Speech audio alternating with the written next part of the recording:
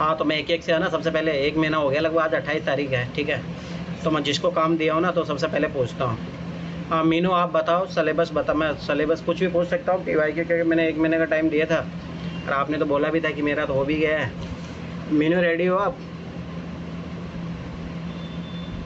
मीनू हाँ जी sir. Ready हो ना आप? तो मैं पूछूं आपसे? हाँ जी। ठीक हाँ है। जी, हाँ जी। तो पहले तो सेल्फ इंटीग्रिटी का एग्जाम्पल शो करना कि आप देखना मत, ठीक है। तो सबसे पहले तो यही अपेक्षा की जाती है कि आप इथिक्स 4 का सिलेबस ही बता दो आप मुझे, ठीक है। इथिक्स 4 का सिलेबस बताओ, पेपर का पैटर्न क्या है वो बताओ मुझे। देखोगे नहीं, मैं पहले बता रहा हूँ, ये सेल्फ इंटीग्रिटी का सवाल है आपका। एथिक्स में तो जैसे ऑल सब्जेक्ट नहीं आ जाते, GS1 GS2 को भी मिक्स करके, और जिसमें सत्यनिष्ठा वाले उसी के बारे में, नैतिकता के बारे में बताना है। You have to first elaborate syllabus part. जैसे कि सर पहले वैसे आगे पीछे यूनिट बता दो सर। हाँ कोई नहीं चलेगा, परंतु आप बताओ मुझे, टॉपिक बताओ। सर मानवीय मूल्य के बारे में है सर, और लोक सेवा में सेवकों की भूमिका के बारे में। अच्छा, और सर भारत और विश्व के नैतिक जो भी हैं उनके बारे में है सर। अच्छा, और सर शासन व्यवस्था में ईमानदारी, नैतिकता। अच्छा, और सर आप सोचो मुझे फ़ोन करके क्या बोली थी, मुझे सब कुछ याद है। और मैं एक बात बताऊं तुम्हें ना, हो सकता है इंडिविजुअली किसी को बुरा लगे, पर दैट्स द रियलिटी। और आप विश्वास नहीं करोगे, देखो मैं मेंस की अभी तैयारी कर रहा हूँ, आप विश्वास करो, मैं जो चीज़ें बताता हूँ ना, टेक इट सीरियसली, है ना। दोनों टेक इट, मतलब कि नहीं हमें क्या करना है चीज़ों से। रियलिटी विश्वास नहीं करोगे, मैं भी अभी है ना, जब भी मैं पढ़ने बैठता हूँ भाई, मुझे बार बार यही लगता है कि PYQ देख लो, सिलेबस देख लो। और हकीकत में बता रहा हूँ, तैयारी यही है, नहीं तो फिर पढ़ो, फिर कोचिंगों के चक्करों में इधर उधर फिरते रहोगे। मैं हकीकत बता रहा हूँ, that's the only way, only syllabus और PYQ है। आपको जो PT भी निकला देगा, मेंस इंटरव्यू सब हो जाएगा। अगर आप इन चीज़ों को इग्नोर कर रहे हो तो कुछ भी नहीं होगा, ठीक है। पहली बात। दूसरी बात ये चीज़ याद रखना कि आप लोग, मैं ये जब लास्ट ईयर के पिछले पुराने स्टूडेंट भी है इसमें, और मैं इनको याद करो, लास्ट ईयर भी मैंने यही काम दिया था 1 महीने के लिए, और इन लोगों से आज भी नहीं हुआ है, ठीक है। और मैं देख रहा हूँ, अब ये मैं देख लेना, आज वर्ड में बोल रहा हूँ 28 जुलाई है ना, अगली 28 जुलाई को देख लेना, इन लोगों का यही हाल रहेगा। अब विश्वास नहीं करोगे यार, मैं फिर बता रहा हूँ ना, सेम रिजल्ट रहेगा ये चीज़ें करते रहोगे तो आप।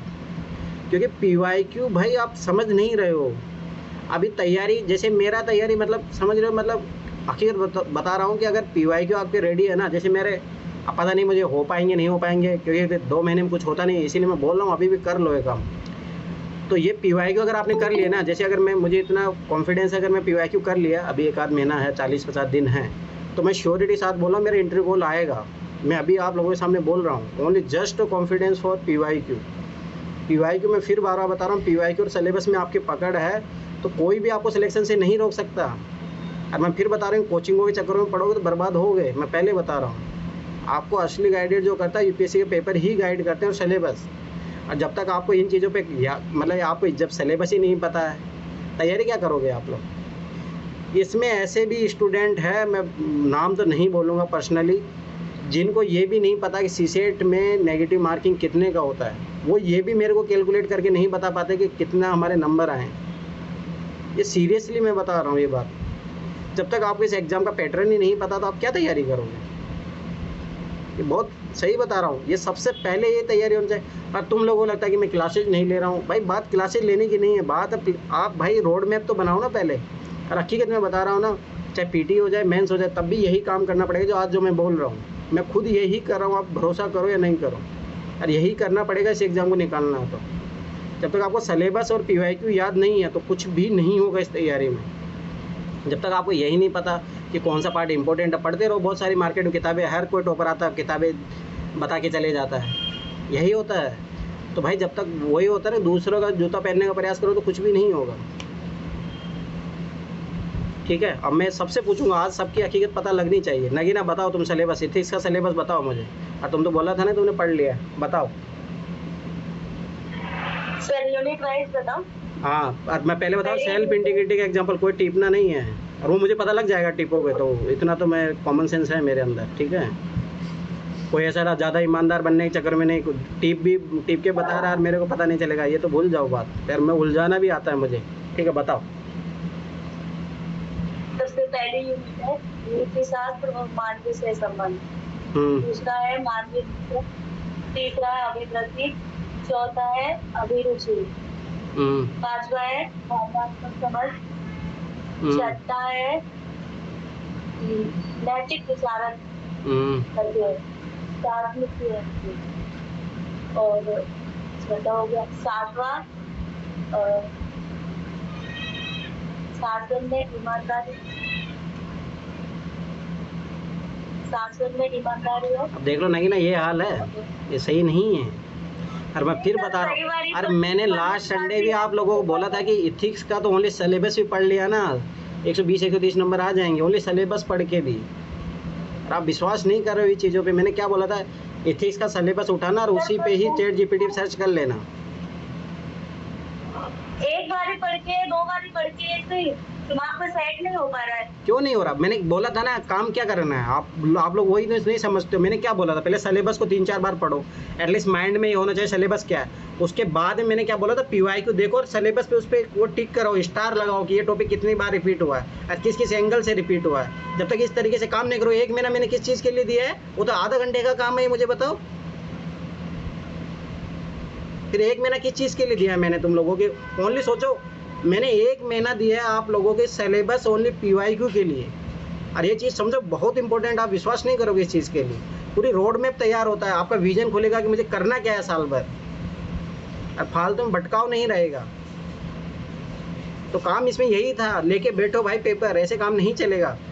अब जैसे मैंने उस दिन सोशियोलॉजी पेपर मैंने भेजा ना, आप देखो 2013 से लेकर 300 नंबर का क्वेश्चन रिपीट हुआ है डायरेक्ट, बोले 2013 से लेकर 2022 तक के पेपर में। तो आप ये चीज़ जब तक काम नहीं करोगे तो आपको पता कैसे लगेगा, उसका इम्पोर्टेंस कैसे पता लगेगा आपको? आप जाके देख लो, पेपर पूरा सिलेबस के इर्द गिर्द ही रहता है। और मैं फिर बता रहा हूँ, सिलेक्शन उसी से हो जाएगा। वो 1-2 क्वेश्चन की टेंशन मत लो जो इधर उधर से आते हैं, उससे कोई मतलब नहीं है। 70 to 80% है पीटी हो, मेंस हो, अपना वही पार्ट है जो पीवाईक्यू। अगर सिलेबस में देखोगे तो बार बार वही चीज़ें रिपीट हो रही है। और आप लोग जब तक इन चीज़ों से कैच नहीं कर पाओगे तो सिलेक्शन से उतनी दूर रहोगे।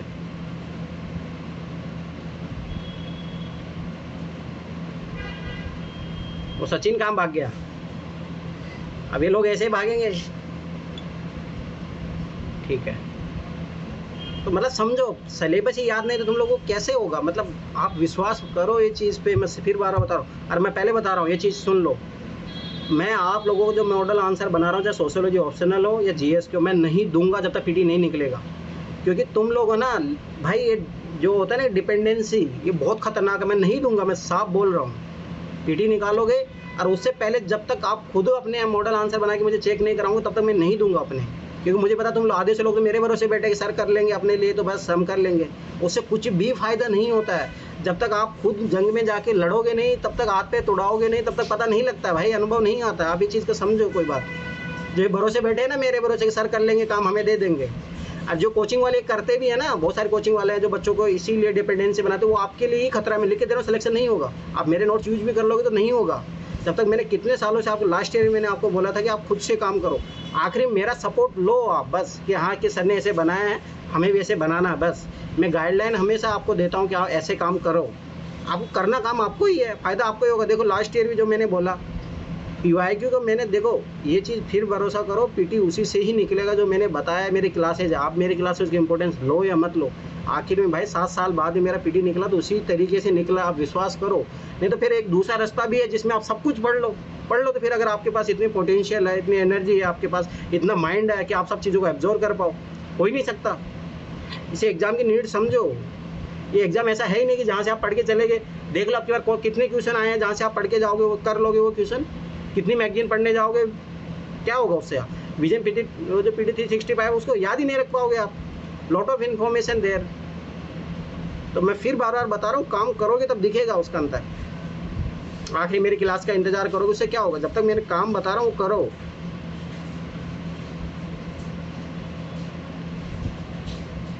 मैं फिर बार बार बता रहा हूँ, बहुत गलत है। आप सिलेबस को भी याद नहीं कर पा रहे पिछले 1 साल से। अमित सिलेबस बताओ मुझे, तुम सोशियोलॉजी का सिलेबस बताओ।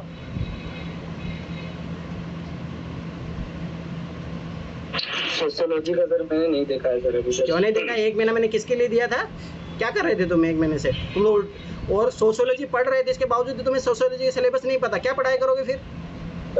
सोशियोलॉजी पढ़ाया सर, लेकिन वो मैंने याद नहीं किया सर।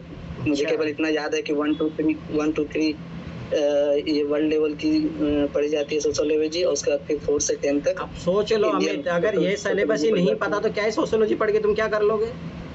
पीवाईक्यू देखे सोशियोलॉजी के? नहीं सर, पीवाईक्यू नहीं देखे सर मैंने। फिर क्या पढ़ाई चल रही है फिर? जब तक स्टार्टिंग वहीं से होती है, जैसे इंग्लिश सीखने के लिए पहले ABCD तो आना चाहिए ना, you have to identify letters. और जब तक तुम सिलेबस का पता नहीं, तुम्हें पीवाईक्यू नहीं पता है, तो पढ़ लो फिर बहुत सारी किताबें, क्या ही पता होगा उससे, क्या होगा तुम्हारा? पूजा तुम बताओ सोशियोलॉजी का सिलेबस। सर मैंने ना GS का नहीं किया है, मैं तो सोशियोलॉजी का पूछ रहा हूँ। सोशियोलॉजी ऑप्शनल खत्म हो जाएगा।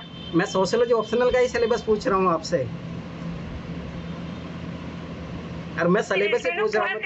मैं तो पीवाईक्यू भी नहीं पूछा, अभी आपसे सिलेबस पूछ रहा हूँ। सोचो आप लोगों को सिलेबस याद नहीं हुआ 1 महीने से। सर पूरा बताना है? हाँ बताओ, अपन बिना देखे, ठीक है? सेल्फ इंटीग्रिटी फॉलो करो, बताओ बिना देखे। देखने में सभी कैसे बताएंगे? फिर 1 महीना किस बात के लिए दिया था मैंने? आज 28 तारीख हो गई आज। मोनिका तुम बताओ।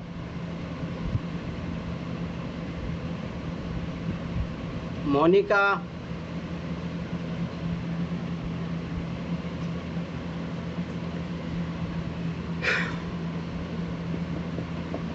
अब देख लो ये हाल आता है, सिलेबस नहीं बता पा रहे तो सोचो कि आगे की तैयारी क्या ही होगा।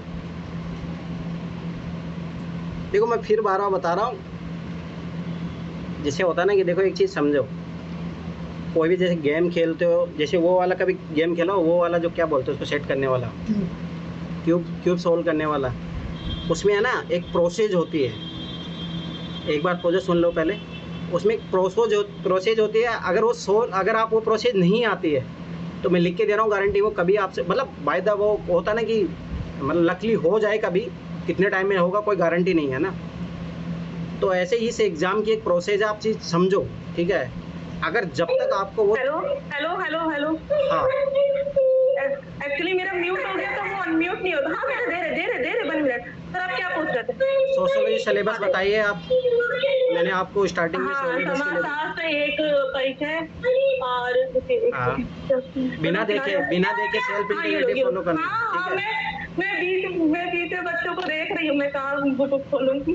ठीक है बताइए। मैं बता रही हूँ, 1 सेकंड साइड में जाने। हाँ, समाजशास्त्र एक विद्या शाखा है ना, जो यूरोप में आधुनिकता और समाज का विषय क्षेत्र और समाज का सामान्य बोध, इस तरह से समाजशास्त्र एवं सामान्य बोध, ठीक है? पहला ये हुआ। दूसरा था समाजशास्त्र विज्ञान के रूप में, ठीक है, ये दूसरा था। तीसरा शायद अनुसंधान वाला, अनुसंधान पद्धति विश्लेषण, ये था। और चौथा था समाजशास्त्री चिंतन शायद, है ना? उसमें मतलब कार्ल मार्क्स, दुर्खाइम और ये सब। अच्छा ठीक है, थिंकर्स के नाम बताओ, कितने टोटल सिलेबस में थिंकर है?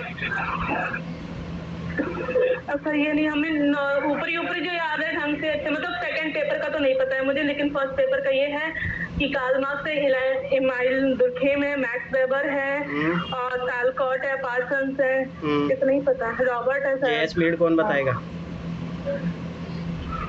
हाँ मीड है।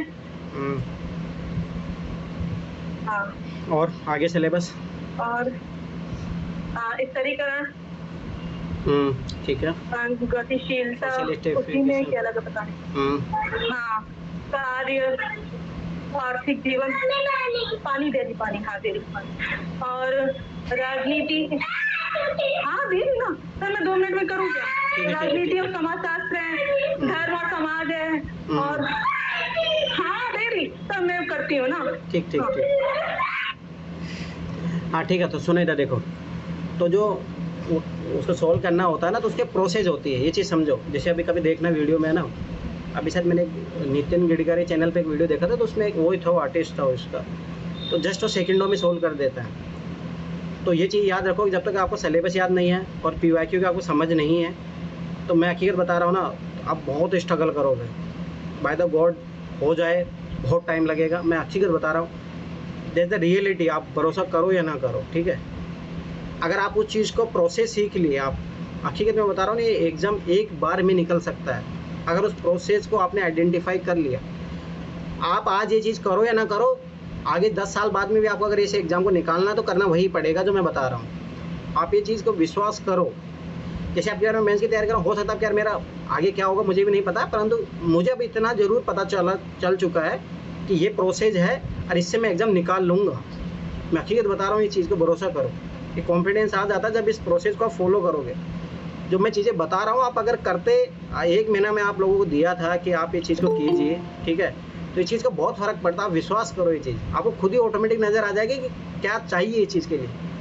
अब जैसे मैंने लास्ट ईयर मैंने बोला था कि देखो मैंने करंट अफेयर में इसका सबूत तो मैं खुद हूँ, चाहे सना से पूछ लेना, मैं कुछ भी करंट अफेयर मैंने नहीं पढ़ा।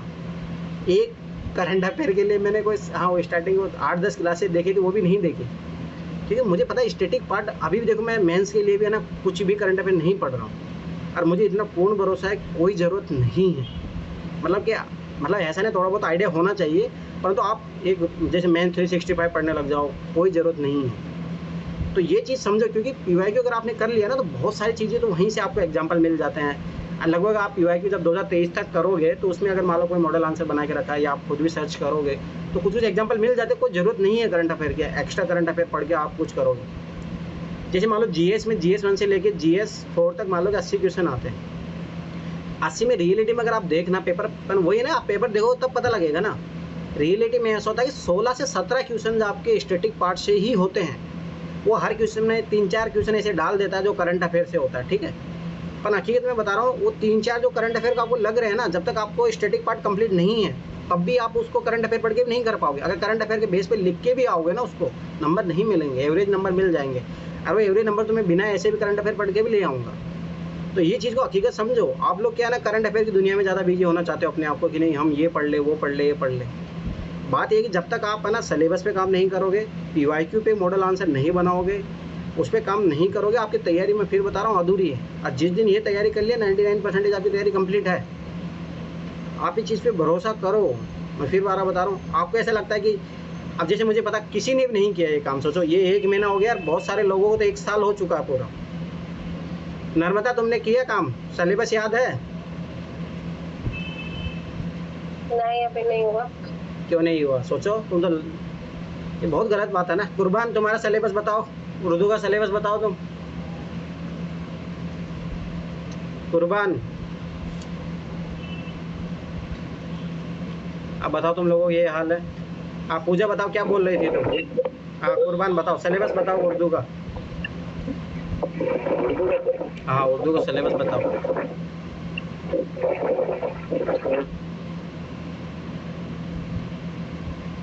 याद है आपको? आपको मैंने 1 महीना दिया था इसी चीज़ के लिए। जीएस का सिलेबस याद है आपको? इंटरनल सिक्योरिटी का सिलेबस बताओ। और ये बताओ इंटरनल सिक्योरिटी कौन से पेपर में है? आंतरिक सुरक्षा GS 2 में है। ठीक है रुक जाओ। अब अमित बताएगा मेरे को। अमित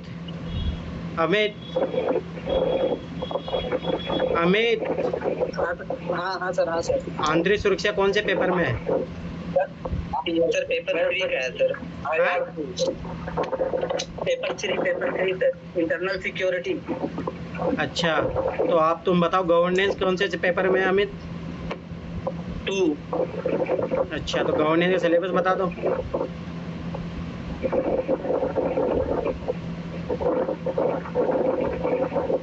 अब देख लो तुम लोगों ये हालात है। बहुत सारे लोगों को तो ये भी नहीं पता कि कौन से पेपर में कौन सा है। और पेपर में अगर किसी को पता भी है तो ये नहीं पता कि उसके अंदर क्या है, तो फिर क्या ही तैयारी करोगे तुम लोग? हाँ कुर्बान ये बताओ। नहीं आप ये बताएं सोशल इशू कौन से पेपर में?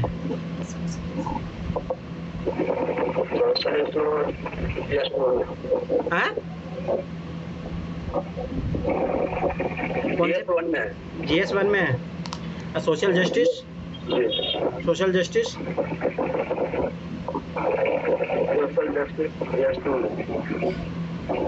अच्छा ठीक है। चलो महक बताएगी, महक, ठीक है। महक पीटी का सिलेबस बता दो। महक तुम तो पीटी का सिलेबस, मैं तुमसे इतनी अपेक्षा करता हूँ कि महक तुम पीटी का सिलेबस बता दो। सर भारत का इतिहास और भारतीय राष्ट्रीय आंदोलन हिस्ट्री का। हाँ। और पॉलिटिका सर भारतीय संविधान और शासन में सर पंचायती राज अधिकार संबंधी मुद्दे और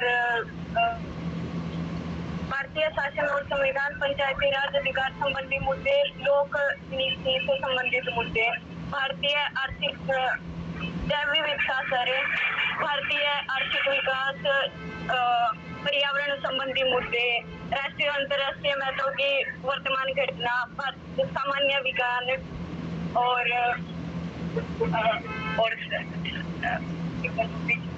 ज्योग्राफी का सर भारत और विश्व का भूगोल, भारत और विश्व का भौतिक भूगोल, सामाजिक भूगोल और प्राकृतिक भूगोल सर। आर्थिक भूगोल कौन बताएगा? आर्थिक भूगोल सर।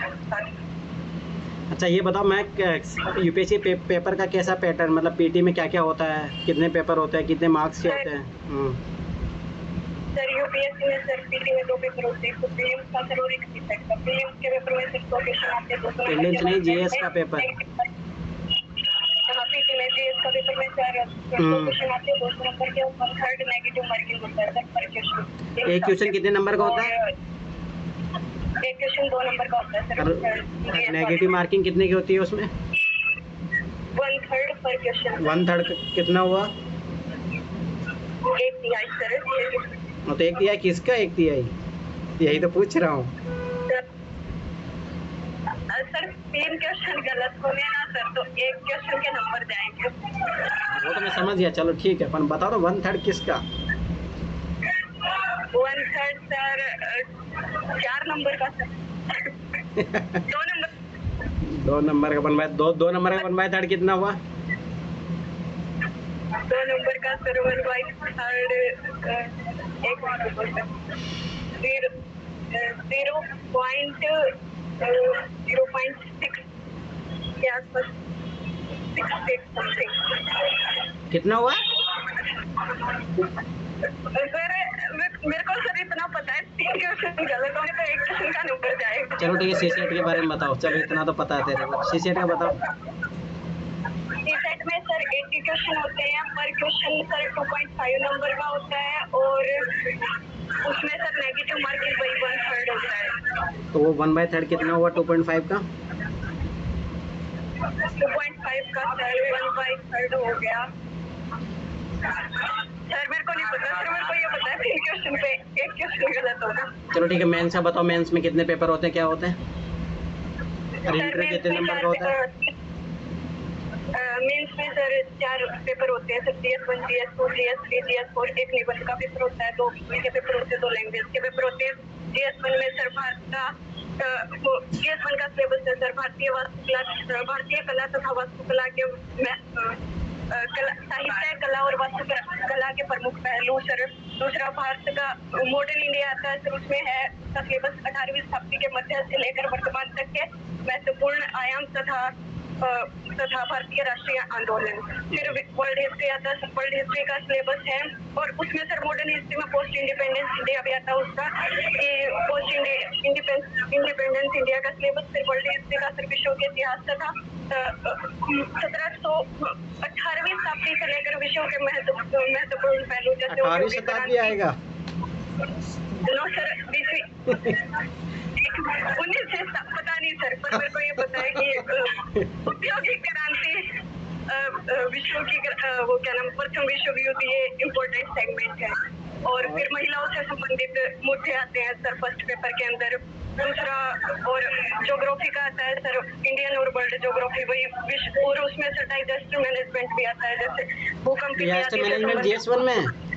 GS3 में है सर, बट इसमें जो भूकंप ज्वालामुखी से संबंधित मुद्दे हैं सर, वो ज्योग्राफी से एड ऑन करके इसमें आते हैं। और GS नंबर 2 में, GS नंबर 2 में सर पॉलिटी, गवर्नेंस और IR होता है सर। उसमें पॉलिटी का सिलेबस है, भारतीय संविधान तथा उसकी महत्वपूर्ण विशेषताएं, संशोधन और शासन व्यवस्था से संबंधित सर संघ की कार्यपालिका उससे महत्वपूर्ण वो, और तीसरा उसमें राज्य की विधायिका से संबंधित फिर भारत का शासन और क्या नाम है GS2 का इतना ही पता है सर। थर्ड में इकोनॉमिक साइंस टेक और इकोनॉमिक साइंस टेक और सर डाइजेस्टर मैनेजमेंट जैसे मुद्दे आते हैं उसमें पेपर थर्ड में। उसमें थर्ड का सिलेबस है भारत का आर्थिक विकास, समावेशी विकास और कृषि, भारत में कृषि का जो पैटर्न है वो वाला है। और साइंस टेक वर्तमान में भारत ने क्या उपलब्धि प्राप्त की है, दैनिक जीवन में वो साइंस का कैसे यूज करता है। और डाइजेस्टर मैनेजमेंट चौथा पेपर सर GS4 का होता है। उसमें पहला है नैतिकता, दूसरा है सर एप्टीट्यूड, तीसरा है सिविल सर्वेंट से रिलेटेड है, चौथा है इमोशनल इंटेलिजेंस और पांचवा है सर सिविल सेवकों के लिए किस प्रकार नैतिकता जरूरी है। फिर वो लास्ट वाला है 8 वाला है केस स्टडी और फिर सर ऑप्शनल फिर 2 लैंग्वेज। और लैंग्वेज कितने पेपर कितने नंबर का होता है मैक्स? लैंग्वेज का पेपर होता है सर 250 का होता है। नहीं सर 300 का होता है। कितने नंबर लाना होता है उसमें? उसमें सर क्वालिफाइंग पेपर होता है सर 1/3। हर चीज को 1/3 कर दो। मेरे को नहीं पता सर लैंग्वेज का। चलो मीनू आप बताओ कि कंपलसरी पेपर कितने नंबर का होता है और कितने नंबर चाहिए उसमें? सर 75 नंबर चाहिए और 250 का पेपर होता है। 250 का होता है। अब देख लो, तुम लोगों को ये नहीं पता, सोच लो। अब तुम बताओ क्या क्या किया जाए तुम लोगों के साथ। कितने नंबर का होता है नर्मदा? 300। हाँ 300 का होता है। 25% क्वालिफाइंग। हाँ 20। अरे एक और चीज़ बताता हूँ जो तुम लोगों को नहीं पता होगी। GS 1 2 3 4 ऐसे ऑप्शनल सब में 25% नंबर लाना ज़रूरी है। अगर मान लो जैसे ऐसा हो गया किसी के साथ, जैसे मान लो GS 1 में, GS 2 में, GS 3 में 150 नंबर आ गए, पर तुम्हारे GS 4 में मतलब 250 का 25% नंबर नहीं आए तो आप फेल हो। चाहे आपका ओवरऑल टोटल, चाहे आपके इंटरव्यू के लिए कॉल के लिए हो रहा हो, परंतु आपका 25% से ज़्यादा नंबर आना चाहिए। ये भी पता होना चाहिए इतना सा तो बेसिक, ठीक है। यही नहीं लोगों को पता कितने नंबर का क्या है, सिलेबस याद नहीं है तुम लोगों को। क्या 1 2 3 4 में क्या करना पड़ेगा? GS 1 2 3 4 हो, चाहे ऐसे हो चाहे ऑप्शनल हो, उसमें 25% नंबर आने ही चाहिए आपके, तभी वो क्वालिफाई माना जाता है। उसके बेसिक मिनिमम क्वालिफाई है ये। इसीलिए इंग्लिश के पेपर का भी 25% किया गया है। वो हर पेपर में ही चाहिए। 75 से ऊपर हर पेपर में हो?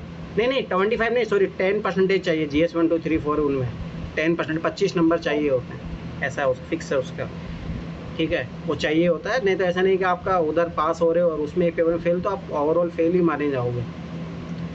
और लिटरेचर की वीडियो ही नहीं कंप्लीट हो पा रहे, 70 वीडियो हो गए, अभी देखो समझ में आ रहा है कि इसका मैं बताता हूँ, ठीक है।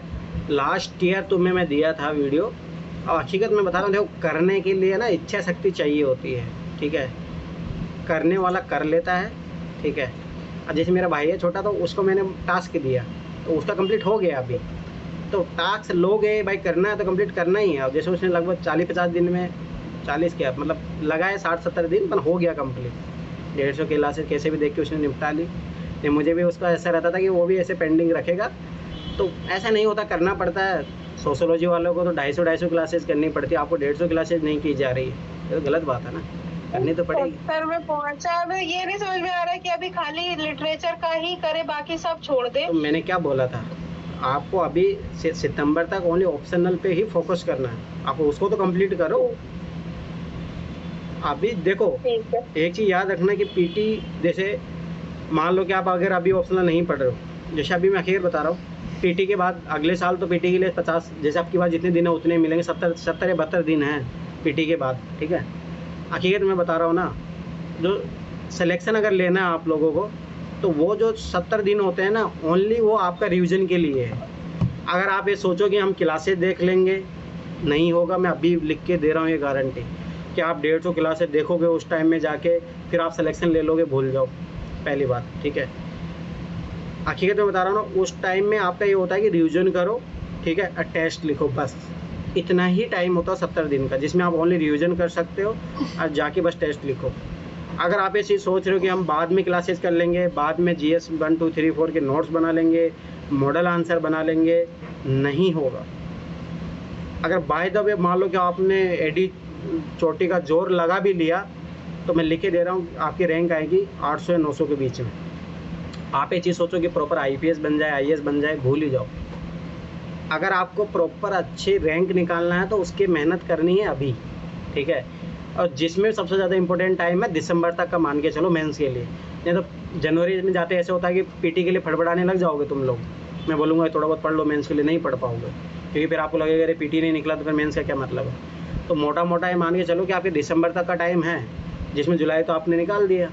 अब बचा अगस्त, सितंबर, अक्टूबर, नवंबर, दिसंबर, 5 महीने हैं आपके पास। 5 महीने में आपको क्या क्या काम करना है? आपका ऑप्शनल, जिसने क्लासेज नहीं देखी है वो क्लासेज देख के कंप्लीट करो, ठीक है। उसके बाद में क्लास देखने से कुछ भी नहीं होता है, मैं अभी बता रहा हूँ। जैसे अगर शायद मैं अभी ऑप्शनल, सोशलॉजी ऑप्शनल मैंने क्लासेज देखी थी, अगर मैं जाके टेस्ट भी लिखूँ ना तो मेरे 50 नंबर भी नहीं आएंगे, ठीक है। तो ये चीज़ यार, वो क्लास देखने से कुछ ही नहीं होने जा रहा। आप जब तक उसको 5-6 बार रिवाइज नहीं करोगे, पहला काम तो ये है, जो भी सोशलॉजी ऑप्शनल हो चाहे किसी का भी हो, आप जब तक उसका 5 बार रिवाइज, मैं बता रहा हूँ ऑप्शनल ऐसी चीज़ है कि रटी हुई होनी चाहिए, 5 बार तो मिनिमम मैं बता रहा हूँ रिवीजन होना चाहिए। उसके बाद में आपको मॉडल आंसर जब तक तैयार नहीं है तब तक आपके 300, 250, 300 नंबर नहीं आएंगे। ये समझ ही लो, हकीकत है ये। तो आपका सबसे पहला काम होना चाहिए भाई, जो क्लासेज अगर जिसने कंप्लीट कर ली या जिसके पास नोट्स है, जैसे सोशलॉजी वाले के लिए मैं बोल रहा हूँ, क्लासेज के चक्करों में ज़्यादा मत पढ़ो।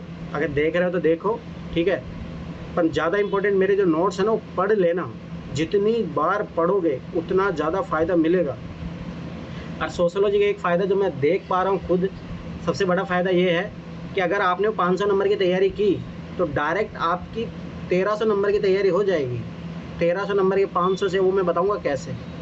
क्योंकि अगर आप सोशलॉजी पढ़ते हो ना अच्छे तरीके से तो आपका ऐसे में डायरेक्ट फ़ायदा मिलेगा। तो 250 नंबर का वो फ़ायदा है, सीधा सीधा, कहीं नहीं जाने वाले वो 250 नंबर। अगर आपने सोशलॉजी का नॉलेज है आपके पास अच्छा खासा, क्योंकि उसमें हर डायमेंशन है, आप परिवार भी पढ़ते हो, पॉलिटिक्स भी पढ़ते हो, धर्म भी पढ़ते हो, सब कुछ चीज़ पढ़ते हो उसमें, तो आप अच्छा खासा ऐसे लिख लोगे, ठीक है। उसके बाद में सीधा सीधा फ़ायदा है, आप इथिक्स के आंसर अच्छे लिख लोगे, ठीक है। तो 250 नंबर के समथिंग वो आप आराम से केस स्टडी भी इन्वॉल्व कर लोगे, सब स्टेक होल्डर सब आराम से कर लोगे। उसके बाद में फ़ायदा आता है GS 1 में आपकी इंडियन सोसाइटी, जो 80 नंबर 100 नंबर तक, कभी कभी 120 नंबर तक आ रहा है। डायरेक्ट फ़ायदा है अगर आपका सोशलॉजी कंप्लीट है। उसके बाद में फ़ायदा सोशल जस्टिस के क्वेश्चन कर लोगे, गवर्नेंस से क्वेश्चन कर लोगे, पॉलिटी के भी क्वेश्चन कर लोगे आप। IR नहीं होगा उससे, ठीक है, IR जितना ज़्यादा पढ़ते नहीं है उधर, ठीक है। उसके बाद में GS 3 में फ़ायदा, आपको इंटरनल सिक्योरिटी में फ़ायदा हो जाएगा। इकोनॉमी का direct land reform direct topic है उधर, ठीक है, आधा इकोनॉमी का पार्ट आप उधर पढ़ते हो। तो ये मेरा मानना है कि मैंने एक आइडिया लगाया था कि अगर आप ऑप्शनल सोशलॉजी ऑप्शनल को अच्छे से पढ़ोगे, ओनली मेरे नोट्स पढ़ लेना, मैं फिर 12 बता रहा हूँ, उसमें कुछ ही मत पढ़ो। और मैं सब कोचिंगों के नोट्स, पहली बात हिंदी मीडियम में कोई कोचिंग के नोट्स है भी नहीं अवेलेबल, ये मेरे नोट्स है, विश्वास नहीं करोगे। इस मार्केट में जब मैंने ख़रीदा था ना सोशलॉजी के लिए नोट्स, 2011 के नोट्स मिले थे यहाँ पे। कोई ये फोटोकॉपी वाले मूर्ख बनाते हैं बच्चों को, उसका पहला पेज चेंज करके बच्चों को बेचते रहते हैं। हकीकत बता रहा हूँ, यहाँ पे जितने भी कोचिंगों के मटेरियल पड़े हैं सोशलॉजी के लिए, वो आज से 15-15, 20-20 साल पुराने हैं। सोच लो बच्चों के साथ क्या होता है। पहली बात तो कोई हिंदी मीडियम में कोचिंग अवेलेबल है नहीं सोशलॉजी के लिए। अगर अवेलेबल भी है तो कुछ कोचिंग जैसे मान लो नोट्स जो मार्केट में वो देते नहीं हैं, जो है मतलब जो मान लो फोटोकॉपी वालों से लोगे आप, वो 10-10, 12-12 साल पुराने हैं, ठीक है, तो कोई मतलब नहीं है। तो मेरे नोट्स नए हैं, 2021 में मैंने अपनी मेहनत से बनाए हैं भाई, उसका फ़ायदा उठाओ, हकीकत में बता रहा हूँ। और वो नोट्स आखिरी में जो कुछ अपग्रेड कराने का रहेगा मैं करवा दूँगा, उसमें भी ऐसा नहीं है कि उसी नोट से नंबर आ जाएंगे अच्छे। परंतु ये इतना मैं बता सकता हूँ, उस नोट्स को अगर आप पढ़ लोगे तो 250 नंबर ऑप्शनल में कहीं नहीं जाएंगे, 250 नंबर तो श्योर आएंगे आपके। बस दूसरा काम कर लेना कि अगर PYQ को मॉडल आंसर बना लेते हो तो आराम से 250 से 300 बीच में वेरी कर जाओगे। इतना है, चाहे कोई सा भी ऑप्शनल सब्जेक्ट हो, नंबर इतने ही आते हैं। चाहे हिंदी लिटरेचर लेने वाले ये बहुत ज़्यादा हवा में उड़ते रहते हैं ना भाई, हकीकत देख लेना, हिंदी लिटरेचर में नंबर नहीं है, 240 से लेकर 280 नंबर के बीच में रहते हैं। बात ऐसा नहीं है, चाहे वो PSI ऑप्शनल वाले हो, कोई से भी ऑप्शनल वाले हो, मेहनत नहीं करोगे नंबर नहीं मिलेगा। बस ये होता है कि भाई थोड़ा बहुत दृष्टि की तरफ से इनकी हेल्प मिल जाती है हिंदी लिटरेचर वालों को, अदर ऑप्शनल सब्जेक्ट को हेल्प नहीं मिलती है। पर कोई नहीं, अपने लिए एडवांटेज भी है, सब कुछ है। तो ये चीज़ याद रखो कि पहली बात, जब तक ऑप्शनल तैयार नहीं होगा ना आपको तो कोई भी मतलब नहीं है, क्योंकि ऑप्शनल तैयारी करने का टाइम नहीं मिलता। GS 1 2 3 4 ऐसे सब्जेक्ट है जो आप पीटी की तैयारी करते रहोगे ना तो चीज़ें तैयार होती रहती है। जैसे मान लो आप पीटी के लिए पढ़ रहे हो, ठीक, इकोनॉमी सर्वे पढ़ा तो आप इथिक्स में भी यूज़ कर सकते हो, GS 1 में, GS 2 में। इकोनॉमी पढ़ोगे डायरेक्ट GS 3 के लिए यूज हो जाएगा, तो वो उधर तैयार होते रहता है। अपने ऑप्शनल के लिए सेपरेट तैयारी नहीं होती है, इसीलिए ऑप्शनल का सबसे बेस्ट टाइम है कि अभी कर लो। पर मैं फिर बता रहा हूँ, लास्ट ईयर भी आप लोगों ने यही गलती की थी और मैं लास्ट ईयर भी सब लोगों को यही बोल रहा था और अभी भी मैं यही बोल रहा हूँ। और आप देख लेना, आज 28 जुलाई है, मैं फिर बता रहा हूँ अगले 28 जुलाई को भी इन लोगों को यही हाल होगा जो सीरियसली नहीं लेंगे मेरी बातों को। ऑप्शनल कंप्लीट होने का मतलब वीडियो देखना नहीं है, मैं फिर बार बता रहा हूँ। सबसे पहली बात ये कान में सुन लो, डाल लो, कुछ भी नहीं होगा वीडियो देखने से। वीडियो देखने के बाद सबसे मेन चीज़ है नोट्स का बार बार रिवाइज करना।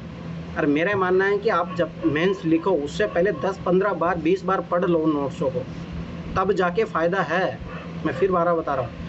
उसके बाद में दूसरा काम होना चाहिए तुम्हारा, मेंस के जितने PYQ एटलीस्ट सबसे पहले टारगेट करना चाहिए। जैसे आप लोगों के पास टाइम है तो 2013 से पहले तो 2013 से लेके 23 तक का मॉडल पेपर बना लो, ठीक है, मॉडल आंसर बना लो। और ChatGPT का यूज़ करो, मैं खुद उसी का यूज़ कर रहा हूँ। और शायद मैंने आज एक लिंक भी भेजा था कि ChatGPT जो टॉपर 15 रैंक लेके आया है ओनली ChatGPT का यूज़ करके। तो मैं बता रहा हूँ, मैं खुद यूज़ कर रहा हूँ, बहुत अच्छा है, आप विश्वास नहीं करोगे। GS का तो ऐसे आंसर देता है वो कि जो आप विश्वास भी नहीं करोगे। कोचिंग वालों को मॉडल आंसर से भी लाख गुना अच्छे हैं, तो विश्वास करो, ChatGPT का यूज़ करो, बहुत अच्छा है भाई। हिंदी मीडियम में सबसे बड़ी बात है ये है कि वो हिंदी ट्रांसलेट भी इतना अच्छा करता है कि जो ह्यूमन भी नहीं कर सकता, कोई गड़बड़ी नहीं है। मैं डायरेक्ट वहाँ से कॉपी पेस्ट कर रहा हूँ मॉडल आंसर का, ठीक है। तो ChatGPT यूज़ करो। आज की दुनिया में तुम्हारे पास कोई ज़रूरत ही नहीं है किताबों की, वो सब कुछ दे रहा है आपको, बस उसका यूज़ करना आना चाहिए। उसमें कुछ है नहीं, ChatGPT ऐप डाउनलोड कर लेना।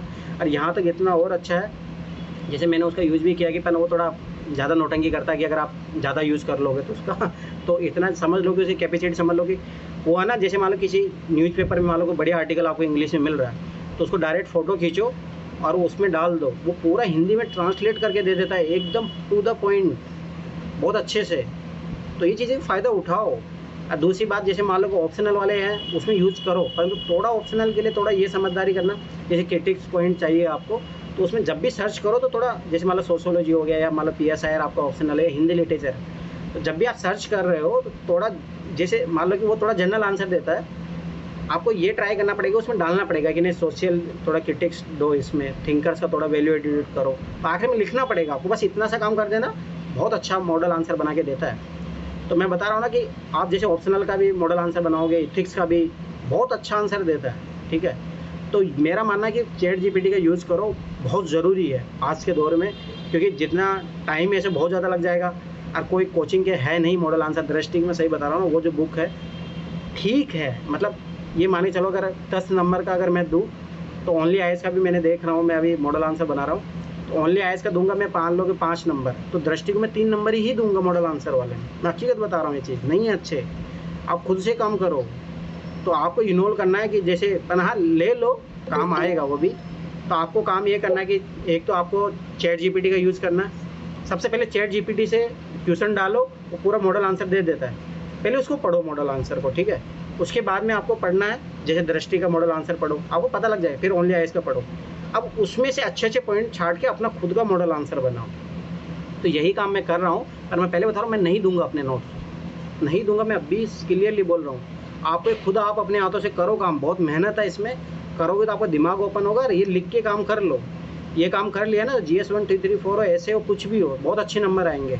अगर आप मेरे नोट्स के भरोसे बैठे रहोगे तो मैं पहले बता रहा हूँ, PT से पहले तो मैं दूंगा नहीं, PT के बाद में ही दूंगा, जब आप लोगों में मॉडल आंसर देखूंगा खुद से कि हाँ आपने काम किया तो चलो ठीक है, इसमें नहीं, इसमें थोड़ा ये वैल्यू एडिट कर लो, ठीक है। तो पहली बात मैं बता रहा हूँ, तीनों काम करो। तो GS के लिए, ऐसे के लिए मैंने बोला था मेरी क्लासें देखो। चलो ये बताओ किस किस ने मेरी क्लासें देखी है? मीनू, आपने क्लासें देखी मेरे ऐसे की? No sir. क्या कर रहे हो फिर आप? सिलेबस भी याद नहीं है आपको? प्रीलिम्स वाली क्लासें देखी आपने? वो PYQ सर? हाँ जी, वो देख रखे हैं। कितने देखी?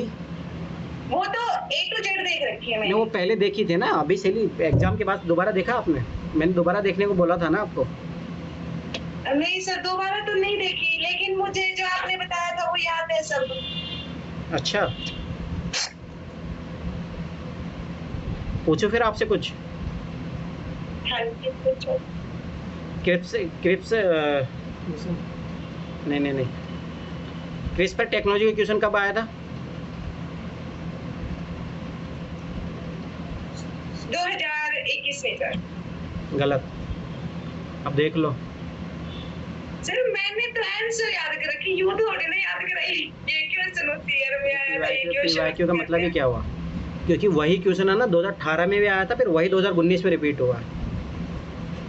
ऐसे पता होना चाहिए। फिर पेपर का मैं क्या बोलता हूँ कि पेपर देखो, क्या मतलब हुआ फिर पेपर देखने का? चलो ये मुझे बताओ।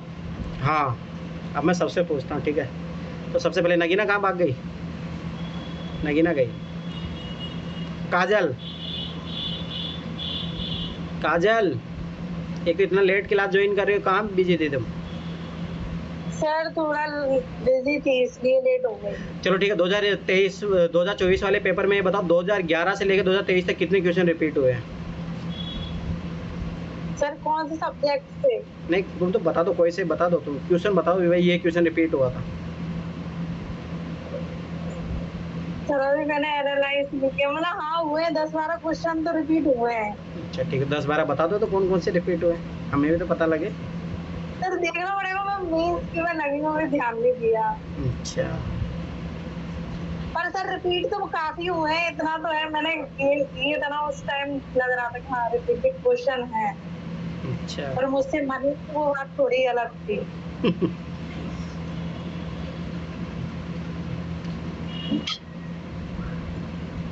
अब देख लो, तुम लोगों को यही नहीं पता, फिर क्या एनालाइज कर रहे हो, तुम क्या कर रहे हो, मेरे समझ नहीं आ रहा। चलो मैं कैसे पूछता हूँ। मैक, तुम बताओ अपने, तुमने एक महीने में क्या क्या किया? मैक्स। सर मैंने सिलेबस रिवाइज किया था और 2011 का पेपर लगा था, 12 का लगाया था, और वो सबसे पहले 2014 का लगा था। क्यों? एक तो पहली गलती यही करो, मैं बताया था कि सीक्वेंस वाइज लगाना। अब सोच लो कि तुम्हारा टारगेट कितनी तारीख तक है तुम्हारा? 3 तारीख तक। नहीं सर, हाँ 3 तक। हाँ, ये बताओ तुम्हें टारगेट क्या क्या दिया गया था, तुम सोच लो कितना परसेंटेज की हो, ईमानदारी से बताओ। सिलेबस करना दिया था। हाँ, और क्वेश्चन दिए थे सर आपने मुझे 2011 से लेकर के 2024 तक लगाने के लिए। हाँ, सोचो उसमें 3 साल का लगाई हो तुम, अब सोचो कितना पेंडिंग है तुम्हारा, सोचो क्या पढ़ाई चल रही होगी फिर तुम्हारी। सर मेरी क्लास में तो तीन क्लास चल रही है सर मेरी। ठीक है, चलो कोई बात नहीं, पर तो आप ये चीज़ सोचो ना फिर। ठीक, आप 3 क्लासेस कर रहे हो, पर पेंडिंग आप देखो ना कितना डिले हो आप।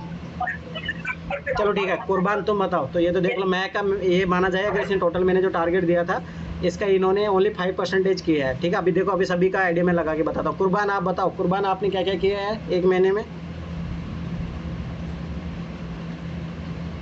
ये सबसे पहले मैं सिलेबस रिवीजन किया हूँ सबका। एथिक्स का कुछ बाकी है। अच्छा ठीक है। और सीवाई को लगाया हूँ 2011 से। 2011 से कितना तक लगा लियो आप? 19 तक का। 20 तक लगा लियो, जिसमें अभी CS वो GSE लगाया हो ना, CSET तो लगाया भी नहीं अभी। ये सीसेट अभी यस। और मैं आपको टारगेट कितनी तारीख तक का दिया था? इस मंथ का। अब सोचो कितना परसेंटेज आपका काम हुआ, तो कहीं ना कहीं लापरवाही हो रही है ना। अब सोच लो कि कुर्बान का भी काम देखा जाए तो 10% है, मान लो 2011-2020 तक की है। ठीक है, अब मीनू तुम बताओ तुमने क्या क्या किया? अभी देखो तुम लोग सामने आ जाए, तुम सब लोगों की हकीकत सामने आ जाएगी। तुमने क्या किया मीनू ये पूरे जुलाई महीने में? सर PSIR ऑप्शनल का सिलेबस रेडी किया। अच्छा। और GS का किया। और सर NCERT पढ़ रही हूँ। कौन सी क्लास की NCERT पढ़ा आपने? सर 7th 8th और अब 11th। कौन से सब्जेक्ट? अच्छा, पॉलिटी का आपने बोला था। हाँ जी हाँ जी। तो 9 10 क्यों नहीं पढ़ा, डायरेक्ट 11 पे क्यों पहुंच गए? सर वो किताब नहीं थी मेरे पास। गलत है ना, स्टेप बाय स्टेप पढ़ो ना। तो आप सोचो ना कि आप कितना लैगिंग हो आप, मतलब सोचो ना आप कितना पीछे चल रहे हो, ऐसे कैसे काम चलेगा। ठीक है नर्मदा आप बताओ आप क्या कर रही हो, आपने क्या किया 1 महीने में? बस वही ऑप्शनल की क्लासेस। कितनी क्लासें देखी आपने? 70 हो गई है। नहीं तो जुलाई तक कितनी थी? जुलाई तक तो उधर 60 तक ही थी, अभी 10 मतलब कंप्लीट 10 क्लास देखो 1 महीने में, सोच लो क्या प्रोग्रेस है आपकी। इस हिसाब से देख लो कि कितने महीनों में तुम्हारा कोर्स कंप्लीट होगा। सोचो 15 महीने तो तुम्हें ऑप्शनल कंप्लीट करने में लगेगा, ऐसे कैसे काम चलेगा। सोचो ना फिर क्या कर रहे हो, क्या पढ़ाई हो रही है। अमित तुम्हारा? हाँ सर, मैंने पेपर 2 का सर मैंने किया है सर। तो मुझे यहाँ तक ये देखा मैंने कि 2-3 क्वेश्चन लगभग हर साल रिपीट हो जाते हैं सर। और इससे अधिक भी 3-4 भी रिपीटेड हुए हैं सर। और यही सर, और मैंने वो टॉपिक जो सर मेंस में आए हैं तो मैंने अलग अलग किया है। तो इस तरीके से DPSP, प्रस्तावना और क्या बोलते हैं, यही सब याद करके बता रहा हूँ सर। संघराज्य और उनके शक्तियाँ, संशोधन, राजनीतिक पार्टियाँ और कैसे राजनीतिक पार्टियाँ तैयार होती है, कैसे बनती हैं, और केस जैसे कि क्या बोलते हैं कोहिलो केस और ये सब जो केसेस है ना, उद्देशिका ये, और बस लगभग इतना, और याद नहीं आ रहे सर मुझे अभी तो फिलहाल। ऐसे किया है मैंने सर, कॉपी निकालनी पड़ेगी। ऑप्शनल तुमने कितनी क्लासें देख ली? ऑप्शनल की 72 देखी है सर मैंने। अच्छा काजल तुम बताओ तुमने क्या किया? काजल? हाँ सर मेरी ऑप्शनल की हो गई 56। तो दोबारा ऑप्शनल क्लासें देख रही हो? हाँ सर मैं सोच रही हूँ और अच्छे से, और मतलब सर आंसर भी लिखते जा रही हूँ जैसे सिलेबस वाइज। पिछली बार क्या आंधी काटी थी? पिछली सर मैंने की थी वो फर्स्ट राउंड मेरा, सेकंड राउंड में अच्छे से कर रही हूँ। ठीक है मोनिका? और मोनिका आपने लास्ट महीने में क्या किया आपने? सर सारे मतलब PYQ के सिलेबस मतलब वही याद किया है।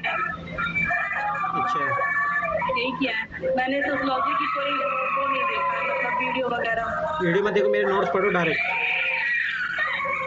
मेरे नोट्स पढ़ो उसमें। मैं वही कर रही हूँ, नोट्स पढ़ो, उसको प्रिंट आउट निकलवा लो, उसको बार बार उसी को पढ़ो, वीडियो देखने चक्कर मत पढ़ो। उस जो वीडियो देखने की ज़रूरत होगी मैं बता दूंगा, वो मैं दे दूंगा जो ज़रूरत पड़ेगी। अब मेरे नोट्स पढ़ो पहले, ज़्यादा अच्छा है। तो थिंकर्स वाला पार्ट की थोड़ा बहुत ज़रूरत पड़ेगी तो वो मैं दे दूंगा वीडियो आपको, ठीक है। पर अभी पहले नोट्स पढ़ो, आप नोट्स पढ़ो तभी समझ में आएगा ना, कोई मतलब नहीं वीडियो देखने चक्कर मत पढ़ो। श्वेता तुम बताओ। मैं पूछने वाली, मुझे पता भी नहीं वीडियोस का। वीडियोस अभी मैं देखो, आप सलेब में जो मैंने बोला है ना वो आप पढ़ो, मेरे नोट्स जो है समझ गए। ज़रूरत पड़ेगी मैं बता दूंगा कौन सी वीडियो देखना है। श्वेता तुम बताओ तुम्हारा क्या हाल है?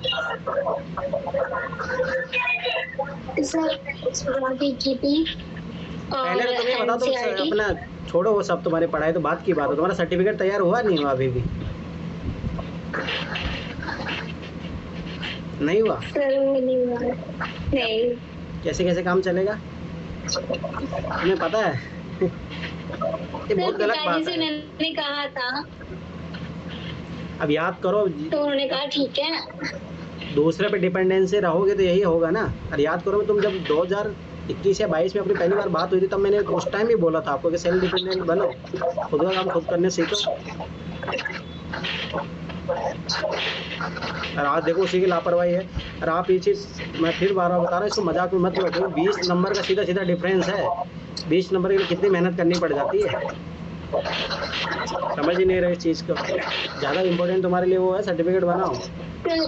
सर हाँ सर मुझे एक आपसे बात करनी है। क्या बोलो? सर जैसे मतलब मैं दिल्ली में तो मतलब एससी में लगती हूँ और यूपी में मतलब सर ओबीसी में आएंगे निशान। मैंने बोला तो था दिल्ली से बनाओ, क्या दिक्कत है उसमें? तुम रह रहे दिल्ली में, दिल्ली से बना लो, उसमें क्या इशू? दिल्ली से बना लो उसमें सर उससे कोई दिक्कत तो आएगी नहीं। नहीं, कोई दिक्कत नहीं होता है। अरे कुछ ही नहीं होता, क्या टेंशन ले रहे हो? सर आप प्रेजेंट टाइम में हम यूपी में रह रहे हैं दरअसल, जो मकान वगैरह वो यहाँ पे अगर बन सकता है दिल्ली में तो दिल्ली में बनाओ। मकान से दिखा अगर बन सकता है दिल्ली में तो दिल्ली में से बना लो, उसमें क्या इशू है? एक बार देखो, सेंट्रल लिस्ट अलग होती है और स्टेट लिस्ट अलग होती है। एक बार वो चेक कर लो कि आप सेंट्रल लिस्ट में किस में आ रहे हो। नगीना कहाँ चले गई? वो ऐसे नहीं आते हैं। हाँ तो फिर बना लो दिल्ली से, ठीक है। हाँ नगीना तुम बताओ, तुमने क्या किया लास्ट 1 मंथ से? लास्ट 1 मंथ से मैंने एथिक्स को पढ़ा था।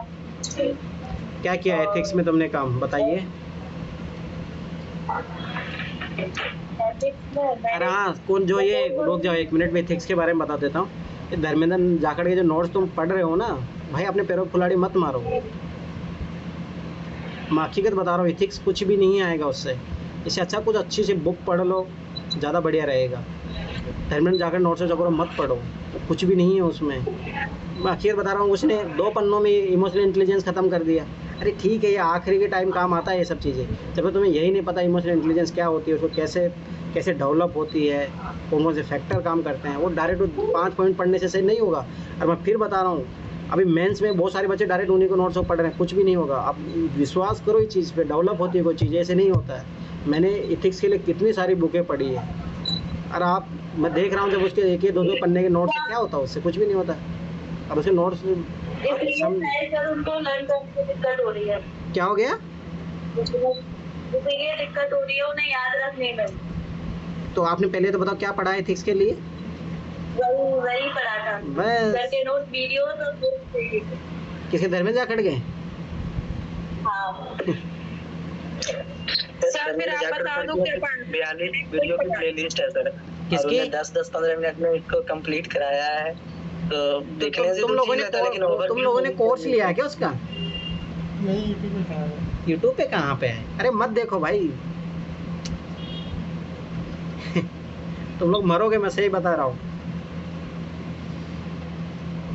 देखो मैं फिर बार बता रहा हूँ, ये चीज़ें समझो कुछ चीज़ों के। हाँ दिव्य के लेक्चर देख लोगे तो वो ज़्यादा फायदेमंद है, क्योंकि कोई चीज़ सब्जेक्ट तुम्हें क्या लगता है इमोशनल इंटेलिजेंस, उसने बस हकीकत बता रहा हूँ, उसके 2 पन्ने के नोट्स हैं इमोशनल इंटेलिजेंस के। फिर सर पढ़ना क्या उसके लिए अलग से क्या हो गया? ऐसा ऑथेंटिक्स पढ़ेंगे क्या उसके लिए विशेष? तो मैंने क्या बोला था, मैंने उसके लिए रेफर किया था। मैंने क्या बोला था, कहता अगर पढ़ना पतंजलि वाले नोट्स, चलो ठीक है, थोड़ा बहुत तो ठीक है। अगर पढ़ना हो तो दृष्टि के नोट्स ही पढ़ लो, थोड़ा बहुत समझ बढ़ेगी। या विकास देवी के लेक्चर देख लो, वो ज़्यादा बढ़िया है। नहीं एथिक्स में नंबर भाई 250 नंबर तुम्हें लगता है कि हो ना, उसका मैक्सिमम कितने पेज का है? शायद 150 पेज का भी नहीं है उसका, जिसमें मॉडल आंसर, उसने बहुत सारे तो मॉडल आंसर दे के रखे हैं। अब हकीकत में देखो तो कंटेंट उसमें है ना 50 पन्नों का भी नहीं है। तुम्हें लगता है 50 पन्ने पढ़ेगी तुम 250 में से 120-130 नंबर ले? हैं? 50 पेज का ही है। तो फिर सोचो 50 पेज के तुम्हारे पढ़ के 120-130 नंबर आ जाएंगे? क्या बात कर रहे हो? मैं अभी अगर तुम्हें, चलो नगीना तुमने से पढ़ा, एटीट्यूड और एप्टीट्यूड में डिफरेंस बताओ और एक एग्जांपल दो मुझे। सर नहीं याद आ रहा। बस यही होगा जब तुम सीमित पढ़ रहे हो मैं फिर बताओ, रटा रटाई पद्धति मत जाओ भाई, चीज़ों को समझो। तुम लोग यही तो नहीं समझते हो। देखो ना, उसका अगर मैं यूज़ करूँगा तो मेरे लिए बेनिफिशियल है, क्योंकि मैंने बहुत सारी बुकें पढ़ी है। डीके बालाजी बुक पढ़ी है मैंने, भाई सुब्बा राव बुक पढ़ी है मैंने, लेक्सिकॉन बुक पढ़ी है मैंने, दृष्टि के नोट्स पढ़े हैं, पतंजलि के नोट्स पढ़े हैं मैंने, उनके लेक्चर देखे हैं तो मैंने एथिक्स पे बहुत काम किया है। मैं फिर बार बता रहा हूँ। तो वो तुम लोग सोच रहे हो कि उसको पढ़ के तुम नंबर ले आओगे, नहीं आएंगे। सर मैंने भी एथिक्स के PYQ देखे थे। फिर मैंने जैसे टॉपर्स की कॉपी होते हैं ना, उनसे 1-2 कॉपी चेक की थी। फिर मुझे ऐसे लगा कि नोट्स इनफ नहीं है इसके लिए। जैसे कि जीएस के बारे में नॉलेज नॉलेज है तो हम है ना, और क्वेश्चन में जैसे अच्छी अंडरस्टैंडिंग है ना कि क्वेश्चन क्या दे रखा है तो ही कर सकते हैं हम, ना तो किसी की नोट से होगा, ना ही किसी और से होगा। वही तो मैं बोला, सेल्फ डेवलप करो भाई, चीजें ऐसे नहीं होती है। सर मैंने देखा, मैंने है ना 3-4 क्वेश्चन सोल्व भी किए थे। जैसे एक वो आया था ना, जब धूप खिली हुई हो तभी छप्पर मरम्मत का सही समय होता है। फिर सर उसमें मैंने ये देखा था कि भाई अगर हमारे पास टाइम है और जो भी हमारे प्रॉब्लम है उसको उसी मतलब कि अभी टाइम है उसके अकॉर्डिंग जो भी आगे प्रॉब्लम आने वाली है तो उसमें हम इन्वायरमेंट के अकॉर्डिंग क्या कर सकते हैं, साइंस टेक के अकॉर्डिंग क्या कर सकते हैं, इकोनॉमिक के अकॉर्डिंग क्या कर सकते हैं। मैंने फिर ऐसे लगाया कि इसमें जीएस अगर अच्छा है ना तो हम टैकल कर लेंगे एथिक्स के क्वेश्चन को, ज्यादा वो नहीं होगा। और पीवाईक्यू अगर सोल्व करेंगे ना तो कुछ ऐसे थे जैसे वो था ना पालना झुलाने वाला, वो ऐसे के टॉपिक है आप जो बता रहे हो, ऐसे के टॉपिक है, ऐसे के टॉपिक 2022 वाले पेपर में आए, 2021-22 वाले। हाँ सर, ऐसे और एथिक्स का सब जैसे जीएस की नॉलेज होगी ना तो दोनों सब्जेक्ट चल जाएंगे सर। चलो ठीक है, अभी है ना मैं बताता हूँ। चलो तुम लोग है ना यही तो नहीं समझ में आता तुम लोगों के ना। चलो मैं क्वेश्चन पूछ रहा हूँ, ध्यान से समझना।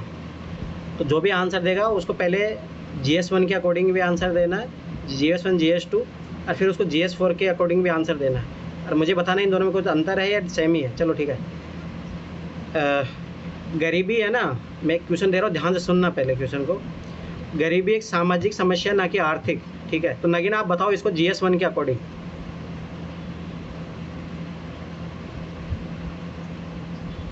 अब पहले तो मुझे बताओ कि इसका आंसर कौन से सब्जेक्ट के अकॉर्डिंग देना चाहिए। सोसाइटी के अकॉर्डिंग जा सकता है। ठीक है, तो बताओ कैसे दोगे आंसर, आप बताइए। अरे शायद इसी टाइप का सिमिलर क्वेश्चन आया भी है यूपीएससी में।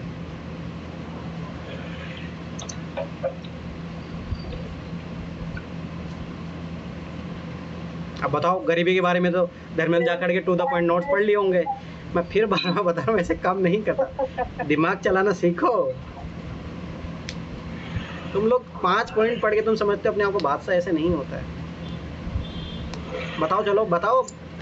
अब उसमें तो पढ़े होंगे भाई, गरीबी क्या है, गरीबी के कारण क्या होते हैं, गरीबी की समस्या समाधान, पर ना क्वेश्चन तो ऐसे पूछता है यूपीएससी। फिर क्या करोगे बताइए। अब इसमें तो न कारण काम करेगा न कुछ काम करेगा। बताइए, गरीबी एक सामाजिक समस्या है या आर्थिक समस्या है? सामाजिक समस्या है सर। अच्छा बताओ, आप तो मुझे बताओ, प्रूफ बोलने से क्या होता है? You have to justify your answer.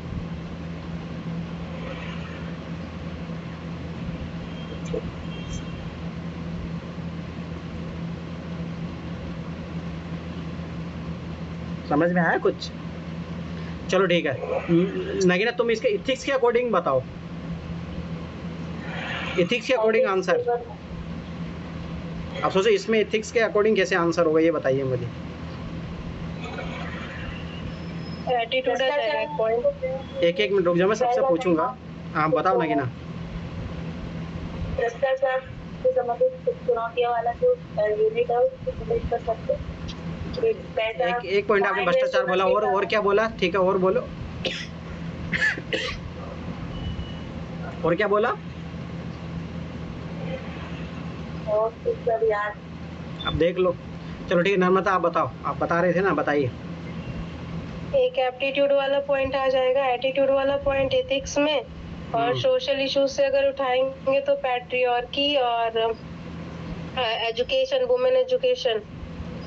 ठीक है, इसने एटलीस्ट थोड़ा बहुत तो समझा क्वेश्चन के बारे में कि एथिक्स में कैसा देना है। चलो ठीक है, और कोई डिटेल मुझे बताएगा इसका? मीनू बताओ। मैंने सर हाँ बताओ अमित। मैंने किसी भी क्वेश्चन को सर एक बार बताया था ना आपने कि पेस्टल के तरीके से हल करना। किसके तरीके से? पेस्टल नहीं बताया था कि पहले इसका पॉलिटिकल देना है कारण, फिर इकोनॉमिकल कारण। मैं तो ये पूछ रहा हूँ कि आप इसको, वो तो ठीक है, आप इसके एथिक्स के अकॉर्डिंग कैसे आंसर दोगे इस क्वेश्चन का? यही सेम क्वेश्चन मान लो कि आप एथिक्स से पेपर में आता तो कैसे दोगे आप आंसर इसका? मतलब समझ रहे हो तुम लोग, यही तो चीज़ समझते नहीं हो। और यूपीएससी है ना, इन्हीं के साथ खेलती है बच्चों के साथ। उनको सबको पता है कि सब बच्चे सिलेबस पढ़ के आएंगे। वो कभी भी आप यही चीज़ समझो, अगर आप मान लो कि गरीबी को आप डिफाइन कर रहे हो। हाँ बोलो माइक। सर ये क्वेश्चन सोसाइटी से भी तो रिलेट हो सकता है, जैसे नहीं पर मैं पूछ रहा हूँ कि आप इथिक्स के पेपर में आया और आप इथिक्स के अकॉर्डिंग कैसे आंसर दोगे, वो छोड़ो, आप इथिक्स के अकॉर्डिंग बताओ मुझे। के अकॉर्डिंग मीनू आप बताओगे? मीनू हाँ सर, इथिक्स के अकॉर्डिंग आंसर बताइए आप इसका। गरीबी एक सामाजिक समस्या, आर्थिक नहीं है। सर क्वेश्चन रिपीट करना एक बार फिर से। गरीबी एक सामाजिक समस्या है, न कि आर्थिक। सर एक तो सोशल जस्टिस के बारे में लिख मैं रहे हैं। आप इथिक्स का क्वेश्चन पूछ रहा हूँ, आप सोशल जस्टिस कैसे लिखोगे? सोशल जस्टिस में आया नहीं, इथिक्स में पूछा आपसे ही।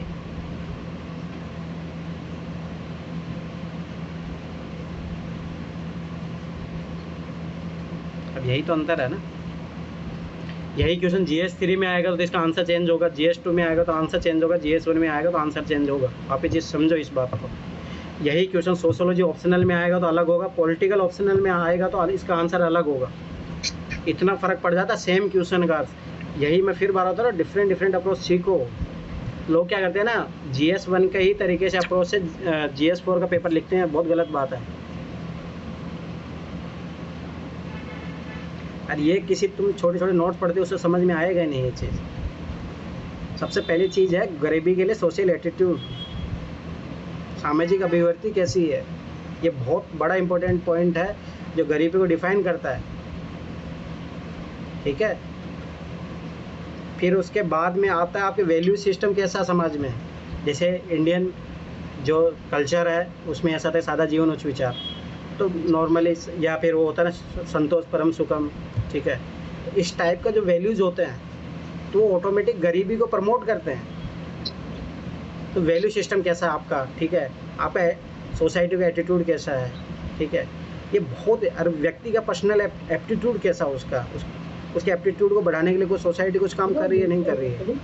एडमिनिस्ट्रेशन जो है ठीक उसका कैसा वैल्यू है, जैसे इसने करप्शन बोला, ठीक है, तो वो वैल्यूज़ कैसी है।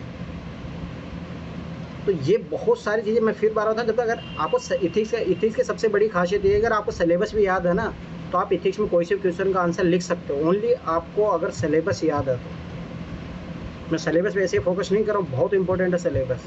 अगर आपको सिलेबस याद है ना इथिक्स का, तो इथिक्स का आंसर लिख सकते हो। अब मैंने क्या किया, अभी इस आंसर में देख लो, मैंने वहीं जो सिलेबस का टॉपिक है उसी को उठाया और उसको यूज़ कर लिया, हो गया आंसर। 5 पॉइंट्स मुझे चाहिए। तो ये चीज़ समझने का प्रयास करो। पेपर में फिर बता रहा हूँ, थोड़ा मेहनत कर लो और PYQ मॉडल आंसर बना लो। आप देखो अगला मैं अगस्त सितंबर 2 महीने हैं आप लोगों के पास, तो उसका काम सुन लो, ठीक है। अब देख लेना, मैं 2 महीने बाद में जब पूछूंगा तुम लोगों से तुमने क्या किया, तो वही हाल रहेगा जैसे 5-10% सबका जो हाल है, ठीक है। तो बहुत बड़ी गलती मैं फिर बता रहा हूँ, सिलेक्शन नहीं होगा ऐसे। सिलेक्शन के लिए क्या करना है मैं फिर बार बार बता रहा हूँ, ये बहुत ज़रूरी है, आप विश्वास नहीं करोगे। तो सबसे पहली चीज़ ऑप्शनल का काम, जिसको भाई क्लासें देखनी है जितना क्लासें देख के निपटाओ। नर्मदा ऐसे काम नहीं चलेगा 10 एक महीने में तुम 10 क्लास देख रहे हो। You have to set a time period कि हाँ मुझे इतने टाइम पीरियड में ख़त्म करना, तो ख़त्म करो उसको, ठीक है, पहली बात। दूसरी बात, एक चीज़ याद रखो कि क्लास देखने से कुछ ही नहीं होता। मैं फिर बार बता रहा हूँ, क्लास देखने के बाद में अगर मैं तुम लोगों से पेपर ले लूँ, चाहे किसी भी ऑप्शनल सब्जेक्ट का, मैं लिख के दे रहा हूँ, गारंटी तुम लोगों को 50-50 नंबर भी नहीं आएंगे। तो ये समझ लो कि क्लास से तो कुछ भी नहीं होने वाला। रिवीजन चाहिए ऑप्शनल सब्जेक्ट में, तो ख़ास तौर से बहुत रिवीजन चाहिए। जितनी बार पढ़ोगे, क्योंकि ना जब तक आप एक मान लो कि वीडियो देख ले, एक समझ हो जाती है, चलो ठीक है ऐसा ऐसा ऐसा है। जब आप रिवीजन करोगे, मान लो कम रिवीजन किया तो आप चीज़ों को इंटरलिंक नहीं कर पाओगे, ठीक है। और जब तक इंटरलिंक करके आंसर नहीं लिखोगे नंबर नहीं मिलेंगे, ठीक है। जनरल आप नॉर्मल लिख के आओ, जैसे मान लो सोशोलॉजी ऑप्शनल वाले या पॉलिटिकल ऑप्शनल वाले हैं, और जब तक थिंकर्स का यूज़ नहीं करोगे, और वो थिंकर्स का यूज़ तभी करना सीखोगे जब सिलेबस को आपने बार बार पढ़ा है और सिलेबस की बहुत अच्छी समझ हो गई है आपको, तब जाके आप वो थिंकर्स को यूज़ कर पाओगे। कि भाई जैसे कार्ल मार्क्स है, इकोनॉमिक डिटर्मिनेंट्स की थ्योरी है उसकी, ठीक है, आर्थिक निर्धारणवाद की, तो उसका तभी यूज़ कर पाओगे आप। जब ऐसे में तभी यूज़ कर पाओगे, इथिक्स में भी, GS 1, 2, 3, 4 में भी, जब आप उसका एप्लीकेशन सीखोगे। और एप्लीकेशन आता है बार बार रिवीजन करने से। तो ऑप्शनल का सबसे पहला काम, जिसको क्लासें देख के निपटाना हो निपटाओ, जिसे क्लासें देख चुके हो उसके बाद में काम होता है बार बार रिवीजन करने का। जितनी बार रिवीजन करोगे, मेरा मानना है एटलीस्ट मिनिमम 5 रिवीजन ज़रूरी है। मतलब ये काम करना, मॉडल आंसर लिखने से पहले 5 रिवीजन करने के बाद में ही आपको मॉडल आंसर लिखना है, ठीक है, पहला काम। अब ये काम हो गया, 5 रिवीजन कर लिया, ठीक है। अरे ये चीज़ और याद रखना ऑप्शनल में ना, ज़्यादा अपने नोट्स को विस्तारित मत करो कि हाँ ये पढ़ ले इस कोचिंग से, इस कोचिंग से। सबसे पहले सिलेबस पे फोकस करो। सिलेबस के अकॉर्डिंग आपके नोट्स होने चाहिए, डायमेंशन देख लो PYQ के, उसके अकॉर्डिंग नोट्स होने चाहिए। उसके बाद में आपका जो काम है मॉडल आंसर बनाने का काम वहाँ से शुरू होता है बस। पर हाँ, सबसे पहला काम ये है कि आपको टू द पॉइंट सिलेबस के अकॉर्डिंग एक भी सिलेबस का पॉइंट छूटा हुआ नहीं होना चाहिए। ये चीज़ याद रख लेना। ऐसा नहीं कि आप कोचिंग वालों के नोट्स उठा के डायरेक्ट पढ़ रहे हो, नहीं होगा। कोचिंग वाले कोई कंप्लीट करवाता भी नहीं है, बहुत ऑप्शनल क्योंकि बहुत लेंथी होते हैं। तो ये चीज़ भी याद रखना, बहुत सारे कोचिंग वाले करवाते भी नहीं है कंप्लीट। तो आप खुद से एनालाइज करोगे आपके जो नोट्स है वो सिलेबस के अकॉर्डिंग कंप्लीट है या नहीं। उसके बाद में उसका रिवीजन करके उसके बाद में फिर आओ मॉडल आंसर बनाने पे। तो मॉडल आंसर बनाने पे जैसे कोई से ऑप्शनल सब्जेक्ट का, जैसे सोशोलॉजी ऑप्शनल का वो क्रॉनिकल वाला है, इतना अच्छा तो नहीं है, मैं फिर बताऊँ 10 में से उसको मैं 3-4 नंबर दूंगा, ठीक है। पर इतना ख़राब भी नहीं है कि आप उसका यूज ही नहीं कर पाओ, ऐसा तो है नहीं, ठीक है। अच्छा है मतलब, ठीक है, 3-4। उसके बाद में आपको क्या करना है, चाहो तो किसी इंग्लिश का मीडियम का मटेरियल ले सकते हो, इंग्लिश में तो सबका अवेलेबल है, पर ना उसका ज़रूरत भी नहीं है, ChatGPT का यूज़ करो। तो ChatGPT और क्रॉनिकल का मान लो आपने मॉडल आंसर ले लिया, पहले ChatGPT पे सर्च करो, ठीक है। उसके बाद में जैसे मान लो कि कोई सा भी ऑप्शनल लो, ठीक है, जैसे मान लो कि क्वेश्चन आपने लिया, उसके पहले आप देखो अपने नोट से कितना पॉइंट आप छाट पाते हो। जैसे मान लो कि इंट्रोडक्शन पार्ट अपने नोट से ले लिया, ठीक है, मेन बॉडी में कुछ पार्ट आपने ले लिया, फिर उसके बाद में आप ChatGPT पे सर्च करो, ठीक है। ChatGPT कुछ एक्स्ट्रा पॉइंट लग रहे हैं आपको इंपॉर्टेंट है, उसको लिख लो। उधर वो जो बुक लिया है आपने कोई सा भी सॉल्यूशन का, PYQ का सॉल्यूशन का, उसका लो और उसका लिख के अपने पॉइंट इन्वॉल्व कर लो। ऐसे करके मॉडल आंसर बना लो। अब मैं अकेले बता रहा हूँ, ये काम भी कोई कंप्लीट नहीं होता है, ठीक है।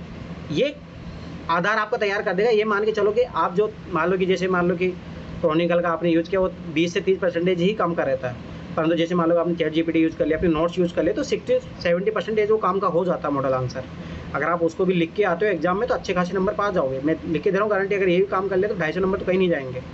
परंतु होता है कि भाई 300 तक वेरी करना है अपने नंबर को, तो 60% जो मटेरियल तैयार हो गया।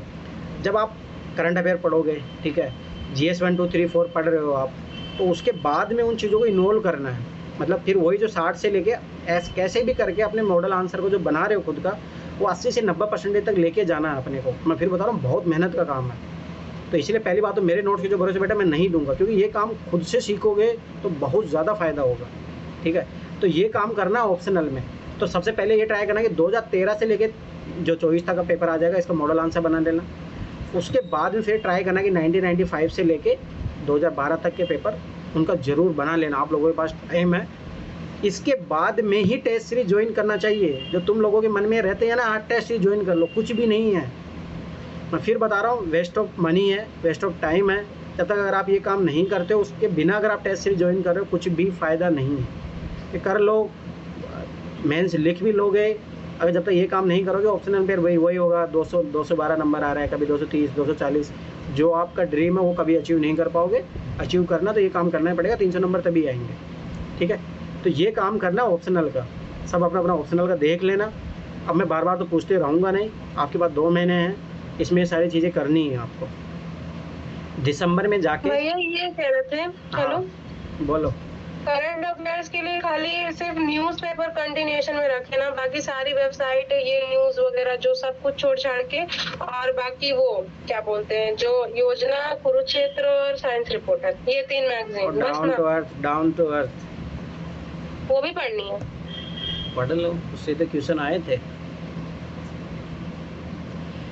तो बाकी फिर कोई करंट अफेयर्स का कोई मटेरियल फिर ना चूज कर लेना, कोई मैगजीन। बाकी अगर हो सकता है तो फिर डेली न्यूज़पेपर, बस कोई डेली न्यूज़पेपर पढ़ लो, ठीक है।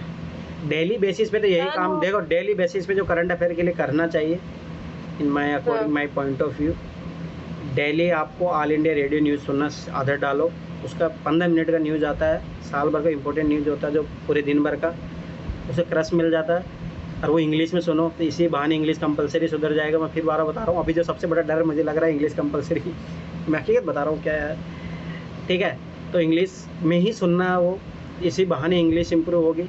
और उसका ना वो कर लिया करो सब टाइटल वाला, तो उसमें सब टाइटल ऐसे लिख के आता है, तो धीरे धीरे इंग्लिश अच्छी हो जाएगी। इसकी मैं गारंटी दे रहा हूँ, जिसने साल भर ये कर लिया। उसके बाद में स्पॉटलाइट आती है, एक 15 मिनट का न्यूज़ आता है, जो उस दिन भर का एक इम्पोर्टेंट जो इवेंट रहेगा उसके बारे में दे देता है। ये मेंस के आंसर राइटिंग के लिए हो जाता है।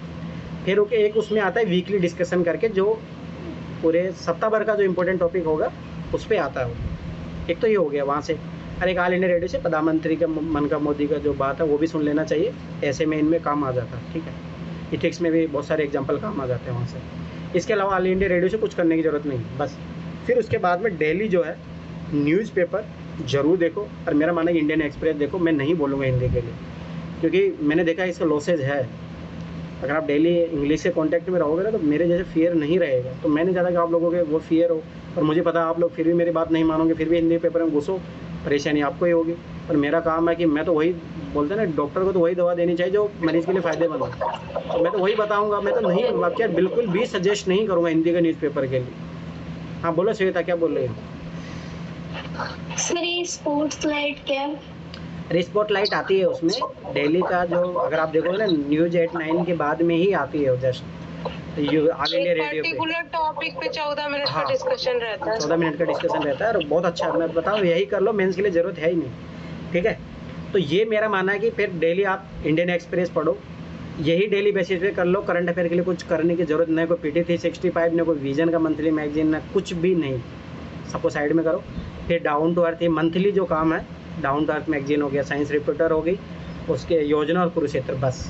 इसके अलावा कुछ भी करने की ज़रूरत नहीं। इंटरव्यू तक की मैं बोल रहा हूँ गारंटी, आपको करंट अफेयर के लिए कुछ भी करने की ज़रूरत नहीं। इंटरव्यू तक भी अगर आप यही चीज़ें पढ़ते हो, मेंस तक की, मेंस से डायरेक्ट क्वेश्चन आते हैं। जैसे अभी मैं बता रहा हूँ ना, फूड प्रोसेसिंग के लिए आपकी बार आया है योजना, देख लेना आपके मेंस में भी क्वेश्चन आएगा उससे। और बहुत अच्छा टॉपिक कवर किया है उसमें, फ्लो चार्ट बना के बहुत बढ़िया तरीके से।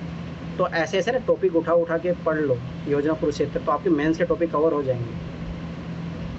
तो करंट अफेयर के लिए इसके अलावा कुछ करने की ज़रूरत है नहीं। और मैं फिर बता रहा हूँ, उठा के फेंक दूंगा सब लोगों को। मेरे से बार बार तुम लोग करंट अफेयर के बारे में पूछते हो, और पिछले साल से तुम लोग पूछते आ रहे हो, करते तो कुछ हो नहीं, बार बार पूछ नहीं आते हो। ये बहुत गलत बात है ना। काम करो, काम करोगे तो अंदर दिखेगा। आप लोगों के ना पहली बात तो ट्रस्ट नहीं होता चीज़ों की। मैं बता रहा हूँ कि चीज़ें कैसी होगी। अब मैं बोलूँगा, मैं तो करंट अफेयर साल भर मैंने पढ़ा भी नहीं, तो ये चीज़ समझो। पर ऐसा नहीं, मैंने बहुत साल मेरे भाई ऑल इंडिया रेडियो सुना है। मैंने कम से कम, मैं तो कॉलेज टाइम से ऑल इंडिया रेडियो सुनते आया हूँ। लगभग मैंने 7-8 साल कंटिन्यूस सुना है ऑल इंडिया रेडियो। अभी तो सुनते हैं, रूटीन बनता है, बीच में फिर रूटीन खराब हो जाता है। न्यूज़पेपर भी पढ़ना चालू की थी, फिर रूटीन ऑफिस पढ़ लेती थी, फिर भी रूटीन खराब हो गया। ऐसे काम नहीं चलेगा ना, ऐसे काम नहीं चलता है, ठीक है। तो करंट अफेयर का तो यही काम करना है, इसके अलावा कोई कुछ मत पढ़ो, ठीक है। ये हो गया।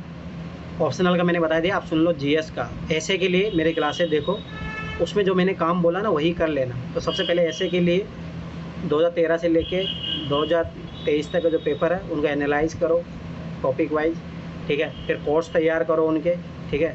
कोर्स तैयार करने के बाद जो मैंने अभी जैसे मैंने काम किया है, तो मैंने सबसे पहले क्या किया, पेपर को लिख लिया, फिर मैंने कोर्स तैयार कर लिया। लगभग मैंने बहुत सारे कोर्स तैयार कर लिए।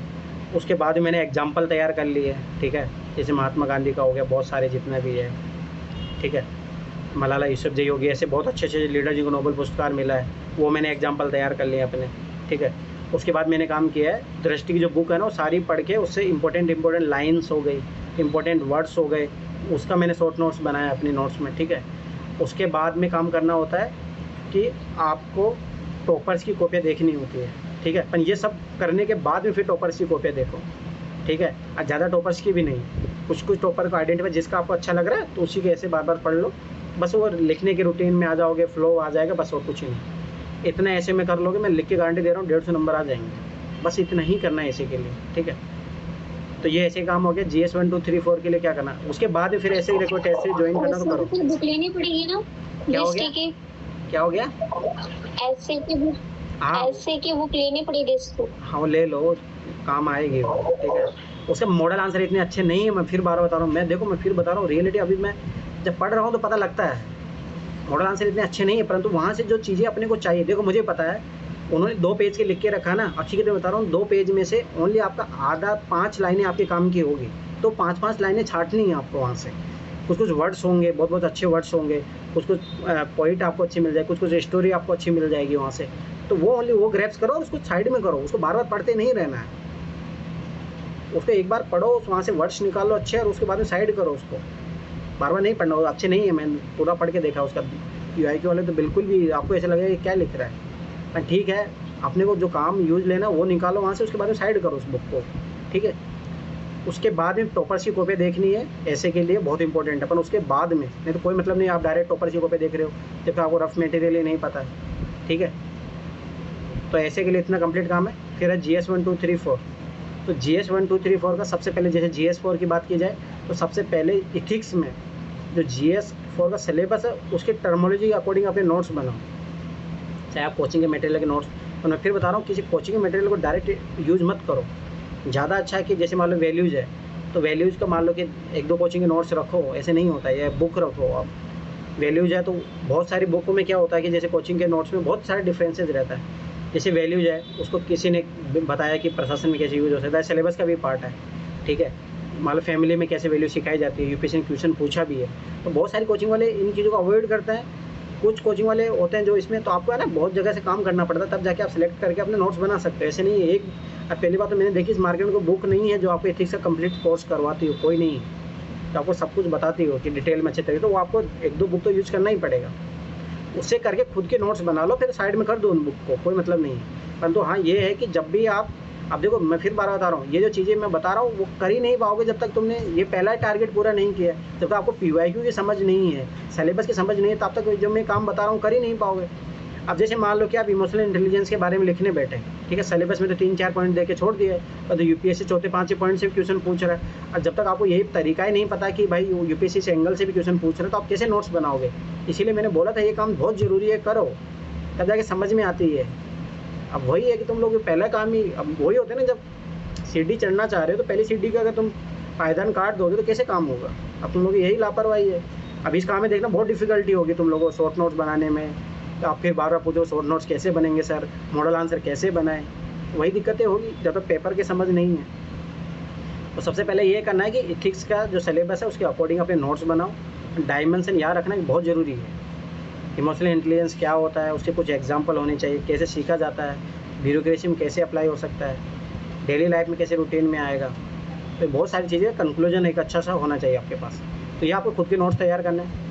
जब ये खुद के नोट्स तैयार हो जाए आपके, तो मैं फिर बताऊँ इसमें यूज़ करो। 2-3 बुक पढ़ना पड़े तो पढ़ो भाई, बिना पढ़े कुछ नहीं होता। तुम लोग सोचो धर्मेंद्र जाकर का नोट्स यूज़ करके, मैं बता रहा हूँ द रेडिकल, मतलब क्या बोलूँ मैं, इसका वर्ड ये है कि बहुत ख़राब रणनीति है। बहुत ख़राब रणनीति है जो धर्मेंद्र जाकर पढ़ के अपना इथिक्स कंप्लीट करना चाह रहा है और यूपीएससी क्रैक करना चाह रहा है। बहुत गलत तरीका है। मैं समझो इस चीज़ को। इसलिए अगर सोचो उससे अच्छा तो मेरे पास नोट्स पड़े हैं, पर मैं क्यों नहीं दे रहा आप लोगों को। आप चीज़ समझो, मैं आपके पैर नहीं काटना चाहता। ये चीज़ समझो हकीकत। ये वही बात हो गई, किसी पेड़ को काट दो, नहीं पेड़ की जड़ को काट दो फिर पेड़ लगा दो, पेड़ उगेगा? कभी नहीं आएगा। तो वैसे तुम लोग जो काम कर रहे हो ना धर्मेंद्र जाकर के नोट्स पढ़ के, रिजल्ट नहीं आएगा। मैं लिख के दे रहा हूँ। इथिक्स बुक पढ़ गया तुम नंबर ले आना, मैं बता रहा हूँ भाई। जब तक आपको टॉपिक की समझ नहीं होगी 3-4 जगह से पढ़ना पड़ता है, ऐसे सिली होता है। आपको बुक भाई 250 नंबर का पेपर है, यूपीएससी पागल है क्या? वो 50 पेज के नोट्स में, भाई 50 पेज के नोट्स बनता है जब बहुत सारी बुक से पढ़ के आपने खुद नोट्स बनाए, उनको बार बार रिवीजन किया, फिर लगा आपको हाँ कि ये इंपॉर्टेंट चीज़ें। भाई उस बंदे ने वो काम किया, उसके बाद में वो 40-50 नोट्स बनाए हैं, वो उसके लिए फ़ायदे के लिए है, वो आपके फ़ायदे के लिए नहीं है। और आप चाह रहे कि उसके जो इतने सालों की मेहनत है आप उसका फ़ायदा उठाना चाह रहे हो, कैसे होगा ऐसे? तो बहुत गलत तरीका। मैं फिर 12 बता रहा हूँ, यूज़ करो तो फिर पछताना बाद में, ठीक है। वही हो गया, पेड़ की जड़ काट दो तो रिजल्ट कभी नहीं। क्या हो गया? तो मैं तो बोल तो रहा हूँ ना, जैसे लेक्सिकॉन बुक है वो अच्छी बुक है, उठाओ, वो डिटेल में है, पढ़ना पड़ेगा भाई चीज़ें। आप क्यों नहीं समझ रहे हो? थोड़ा डिटेल में पढ़ो। लेक्सिकन बुक ले लो, एक कोचिंग का मटेरियल ले लो, चाहे दृष्टि के नोट्स ले लो या पतंजलि वाले नोट्स ले लो, या फिर ऐसा करो दृष्टि के नोट्स ले लिया, पतंजलि नोट्स ले लिया, उनका कंबाइन करके अपना नोट्स बनाओ। किसी कोचिंग के डिपेंडेंट नोट्स पे डिपेंडेंट होकर काम नहीं करना पड़ेगा। तो फिर खुद का नोट्स बनाओ, फिर मॉडल आंसर बनाओ। और मॉडल आंसर का वही तरीका, एक तरफ दृष्टि की बुक रखो, एक तरफ ओनली IAS का, एक तरफ चैट GPT, तब जाके एक अच्छा मॉडल आंसर बनेगा GS का भी। तो ये चीज़ यार को ये काम करना ही पड़ेगा। तो GS 1 2 3 4 में आपको टू द पॉइंट सिलेबस के अकॉर्डिंग आपको नोट्स बनाने हैं। डायमेंशन तभी पता लग पाएगी जब आपके PYQ की समझ है कि किस किस एंगल से यूपीएससी पूछता है। उसके बाद में आपको सिलेबस के नोट्स बनेंगे, फिर उसके बाद में मॉडल आंसर तैयार करना है, तभी ही नंबर आएंगे, तभी सिलेक्शन पक्का होगा। अब ये आपको काम करना है, ये आपका 4-5 महीने का काम है जो मैंने बता दिया। उसके बाद में ही टेस्ट सीरीज ज्वाइन करना। मैं फिर बार बार बता रहा हूँ, जो तुम लोगों के अंदर जो चुल मची रहती है, एक बैठा है कि यहाँ पे, हाँ क्या है उसमें जो हकीकत है वो कर लो, 30,000 रुपये बर्बाद कर लो। तुम लोगों यहाँ तो 5,000 रुपये मैं लेता हूँ, वो तो देते हो जोर आता है, तुम लोग 30,000 रुपये दो, कर लो भाई वो काम भी, पछताओगे आखिर में, बात तो वही है। तो हकीकत मैं फिर बारह बता रहा हूँ, यही है। ये काम करने के बाद में ही, चाहे ऑप्शनल हो, ऐसे हो, या GS 1 2 3 4 हो, टेस्ट सीरीज तभी ज्वाइन करना जब आपके पास टू द पॉइंट सिलेबस के अकॉर्डिंग नोट्स बन चुके हैं, मॉडल आंसर बना चुके हो, ठीक है, तभी ही जाके टेस्ट सीरीज ज्वाइन करना। नहीं तो अगर आप टेस्ट सीरीज ज्वाइन कर रहे हो, कर लो, मैं लिख के दे रहा हूँ गारंटी। अरे ये और मैं बता रहा हूँ, हाँ एक और हकीकत बता देता हूँ कोचिंगों के बारे में। यहाँ पे क्या करते हैं ना, बच्चों को, ठीक है जो भी है, मैं तो गलत मानता हूँ कि वो ज़बरदस्ती नंबर देते हैं, ठीक है, बढ़ा चढ़ा के नंबर देते हैं। जैसे अब नॉर्मल अगर आप टेस्ट सीरीज ज्वाइन करो तो आपको रियलिटी का अंदाज़ ही नहीं होगा, आपका हकीकत पता ही नहीं चलेगी। अगर आपके पास नॉलेज रहेगा ना, तो जब खुद देखो, जैसे मैं अभी मैंने लगभग 30-35 ऐसे लिखे हैं, तो मैं अब उन्हीं को वापस दोबारा पढ़ रहा था, तो मुझे लगा कि भाई इसमें नंबर लायक, मैं 40 नंबर लायक भी नहीं था, उसने मेरे को नंबर दिए हैं। तो ये हकीकत है यहाँ पे, ठीक है। और जैसे अभी मैं अच्छा लिख रहा हूँ तब भी मेरे को 90 नंबर ऐसे मिल रहे हैं, तो मैंने बोला कि सर मेरे उधर 140 नंबर मिले हुए हैं और अभी मेरे आपको 90 नंबर ही मिल रहे हैं। तो ये फ़र्क पड़ता है, आप ये चीज़ समझो। तो फिर मैंने खुद का है ना, जब मैंने अपने खुद का ही मॉडल आंसर मतलब जो निबंध पढ़ा, तो पता लगा कि नहीं, रियलिटी अभी बहुत कुछ सुधार करना बाकी है। तो मैं फिर बार बता रहा हूँ, ये चीज़ भी याद रखना। तो खुद का नॉलेज रहेगा ना आपके पास, समझ रहेगी, तो चेक कर भी पाओगे अपना नॉलेज। तो क्या होना है, तो टेस्ट से जाके ज्वाइन कर लोगे, पता भी नहीं रहेगा तुम्हें, तो हवा में रहोगे कि हाँ बहुत अच्छे नंबर आ रहे हैं, टेंशन ही लोगे, पढ़ोगे ही नहीं फिर। तो ये सारी चीज़ें हैं। तो ये 4-5 महीने का काम है। आप देखो अक्टूबर से मेरी क्लासें चालू होगी, फिर उस टाइम मैं पीटी का कुछ जैसे सीसेट तो मैं शुरू करूँगा। जीएस के लिए हो सकता है कि मैं मेंस का कुछ पार्ट पढ़ा हूँ दिसंबर तक, परंतु सीसेट तो मतलब 2 क्लासेज होगी, तो सीसेट तो मैं रेगुलर करूँगा। मुझे पता, क्योंकि आधे से लोग अब की बार भी सीसेट में अटके हैं, ठीक है, तो मैं वो गलती तो नहीं करूँगा, सीसेट में पढ़ाऊँगा, ठीक है। ये कर सकता हूँ जीएस की क्लास की जगह, उसमें कोई आधा काम आप लोगों को दूंगा और आधा काम जैसे मेरे नोट्स सब मैं वो पढ़ा दूंगा मेंस के लिए। तो ये हो जाएगा कि मेरे नोट्स को तुम थोड़ा यूज़ कर सकते हो। तो मैं फिर बताऊँ, खुद के नोट्स बनाओ। मॉडल आंसर तो नहीं दूंगा अभी, वो मेंस के बाद ही देखा जाएगा, ठीक है। तो ये चीज़ याद रखो। तो मेरी तरफ से इतना हेल्प रहेगा। ये मान के चलो 2 महीने हैं, तो इसमें ऑप्शनल कंप्लीट कर लो अपना। दिसंबर में जाके मेंस का टेस्ट ज्वाइन कर लेना, तब जाके आप सीरियस एस्पिरेंट हो। ये जो मैंने काम बोला, ये करने के बाद में अगर आप टेस्ट ज्वाइन कर रहे हो, तो इसकी मैं गारंटी दे रहा हूँ सिलेक्शन की। पर हाँ, उसके लिए पीटी के लिए काम कर ही लेंगे, धीरे धीरे हो जाएगा, ठीक है। किसी कुछ पूछना तो बताओ, आप क्लास एंड करते हैं, बहुत टाइम हो गया। किसी कुछ पूछना है? सर चैट जीपीटी यूज करके भी बता दीजिए। चैट जीपीटी मैंने बताया तो था एक बार। चलो 1 मिनट रुको।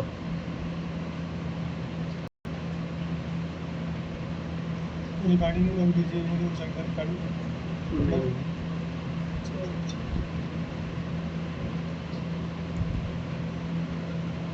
इसका ऐप भी आता है, आप डायरेक्ट जाके भी ही यूज कर सकते हो, दोनों हो सकता है, ठीक है। ऐप भी डाउनलोड कर सकते हो। अब देखो यहाँ से स्टार्ट नाउ में जाओगे, दिख रहा है ना सबको? अरे दिख रहा है, कुछ तो बोलो। Yes sir. ठीक है, अब देखो इधर यहाँ पे जाओगे। अब जैसे मेंस का कोई क्वेश्चन है, मैं अभी कुछ क्वेश्चन निकाल के बताता हूँ आपको। कुछ भी बहुत अच्छा आंसर देता है, मैं यूज किया हूँ, मैं खुद मॉडल आंसर बनाने में यूज कर रहा हूँ, समझो कोई बात। और वो टॉपर का वीडियो भेजा था मैंने, देख लेना, उसने 15वीं रैंक लाई है भाई। अभी मैं आपको बताता हूँ, GS 4 का अपने इथिक्स का पेपर का ही देखते हैं।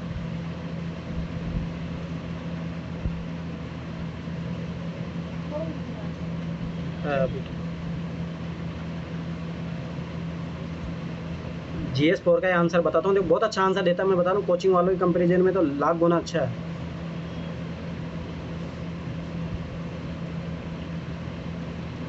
और सबसे बड़ी बात है, हिंदी भी बहुत अच्छे से ट्रांसलेट करता है, ऐसा नहीं है कि बहुत ख़राब है, नहीं, एकदम बहुत अच्छे से।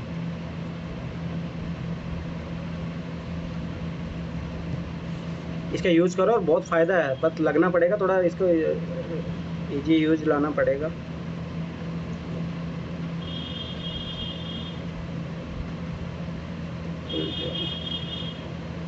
क्यों नहीं रही?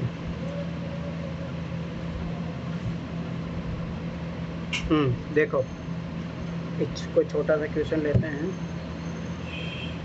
इंग्लिश में छोटा क्वेश्चन। देखो ये क्वेश्चन है, नैतिक अंतर्ज्ञान से नैतिक तरह शक्ति का अंतर स्पष्ट करते उचित उदाहरण दीजिए, ठीक है।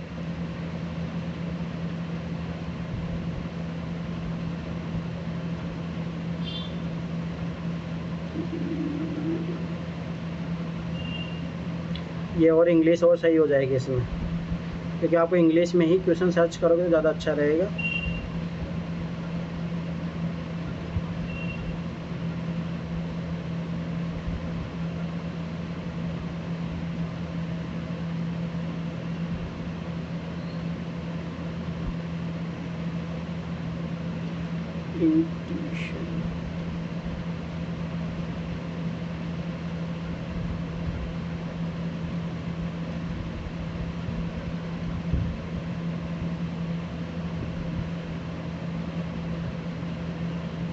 अब ये देखो, ये क्वेश्चन ऐसा है ना जो आपको मिलेगा ही नहीं कोचिंग वाले नोट्सों में। जब तक आपको एथिक्स की समझ नहीं होगी तब तक आप इसका आंसर नहीं लिख पाओगे। इसीलिए मैं बोल रहा हूँ गलत आदत छोड़ दो। आपको लग रहा है कि उसके अकॉर्डिंग कर लो, कुछ भी नहीं होगा। ये लिख के दे रहा हूँ, ये क्वेश्चन आपको उसके नोट्स में मिल जाए तब मुझे बता देना। अब इस क्वेश्चन को कैसे हैंडल करोगे फिर, जब समझ नहीं होगी तो बहुत दिक्कत होगी। अब देखो, ये क्वेश्चन है, आपने क्वेश्चन लिखा। अब ये देखो, ये आ गया इंग्लिश में, ठीक है, बहुत अच्छा। मैं फिर बता रहा हूँ ना, कोचिंग वालों के मॉडल आंसर से लाख गुना अच्छा। अब बस यहाँ पे ये करना है, ये तो इंग्लिश में आ गया, इन हिंदी कर दो बस। बहुत शानदार हिंदी में देता है, ऐसा भी नहीं कि बहुत ख़राब देता है, नो, बिल्कुल अच्छा देता है। डायरेक्ट कॉपी पेस्ट करना है आपको। ये देखो कितना अच्छे से दिया है। अरे कंक्लूजन भी देता बहुत अच्छा सा। आप देखो, मैं लिख के दे रहा हूँ, गारंटी। दृष्टि वाले का आंसर की जाके देखना, बहुत इसका कुछ भी नहीं बनाया इसके आगे। नैतिक अंतर्ज्ञान क्या है, उदाहरण भी बता दिया इसने। फिर नैतिक तर्क क्या है, इसका उदाहरण बता दिया, ठीक है। दोनों में अंतर क्या है वो भी बता दिया, दोनों का संयोजन क्या है, इससे अच्छा आंसर क्या हो सकता है। मैं पहले बता रहा हूँ, बस ये है। परंतु हाँ, याद रखना, देखो ये भी यूज़ करना है, साथ में दृष्टि वाली बुक रखो और ओनली IAS के मॉडल आंसर रखो। ये दोनों तीनों रखो, GS का 1 नंबर का आंसर बन जाएंगे मॉडल। और ऐसा नहीं है, GS क्या ऐसे में, ऑप्शनल में, सब में काम करेगा ये। और ऐसा नहीं है, हिंदी एकदम रीडेबल है, बहुत अच्छे से देता है। मैं खुद डायरेक्ट यूज कर रहा हूँ। अच्छा, ऐसे भी हाँ, ऐसे सब, इतना वर्ड्स लिख के दे दो, सब कुछ दे देगा। समझ में आया सब लोगों को कैसे यूज करना है? ये यूज करो, डायरेक्ट यूज करो। तो मैं फिर बता रहा हूँ, इसी का कॉपी पेस्ट मत मान लेना। इसी का मतलब यही लिख लिए ओनली अपने आंसर में। अच्छा, समझ में आया? और अच्छा देता है, ऐसा नहीं।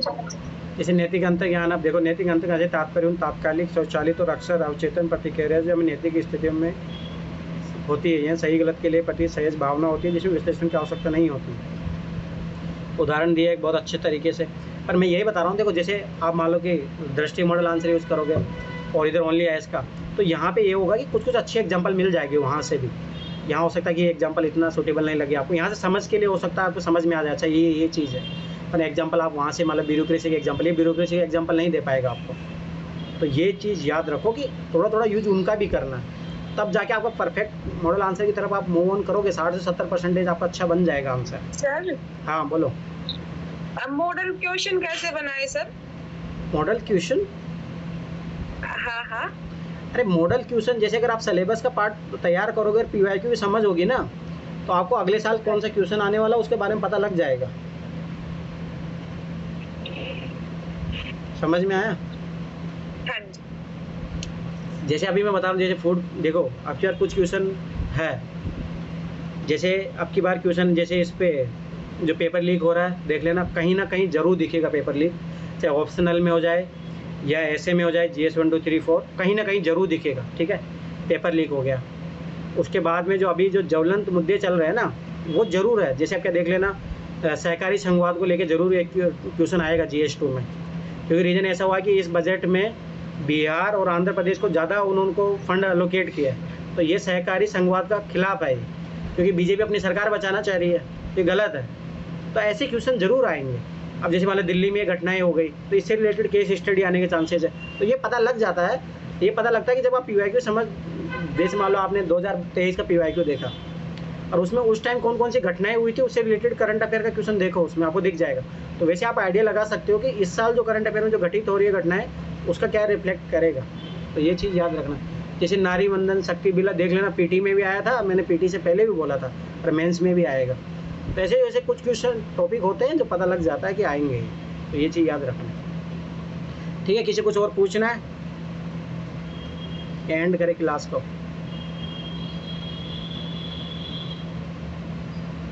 ठीक है, फिर किसी कुछ पूछना है? चैट जीपीटी का यूज करो। चलो ठीक है, फिर कुछ ही नहीं पूछना तो बाय बाय, गुड नाइट।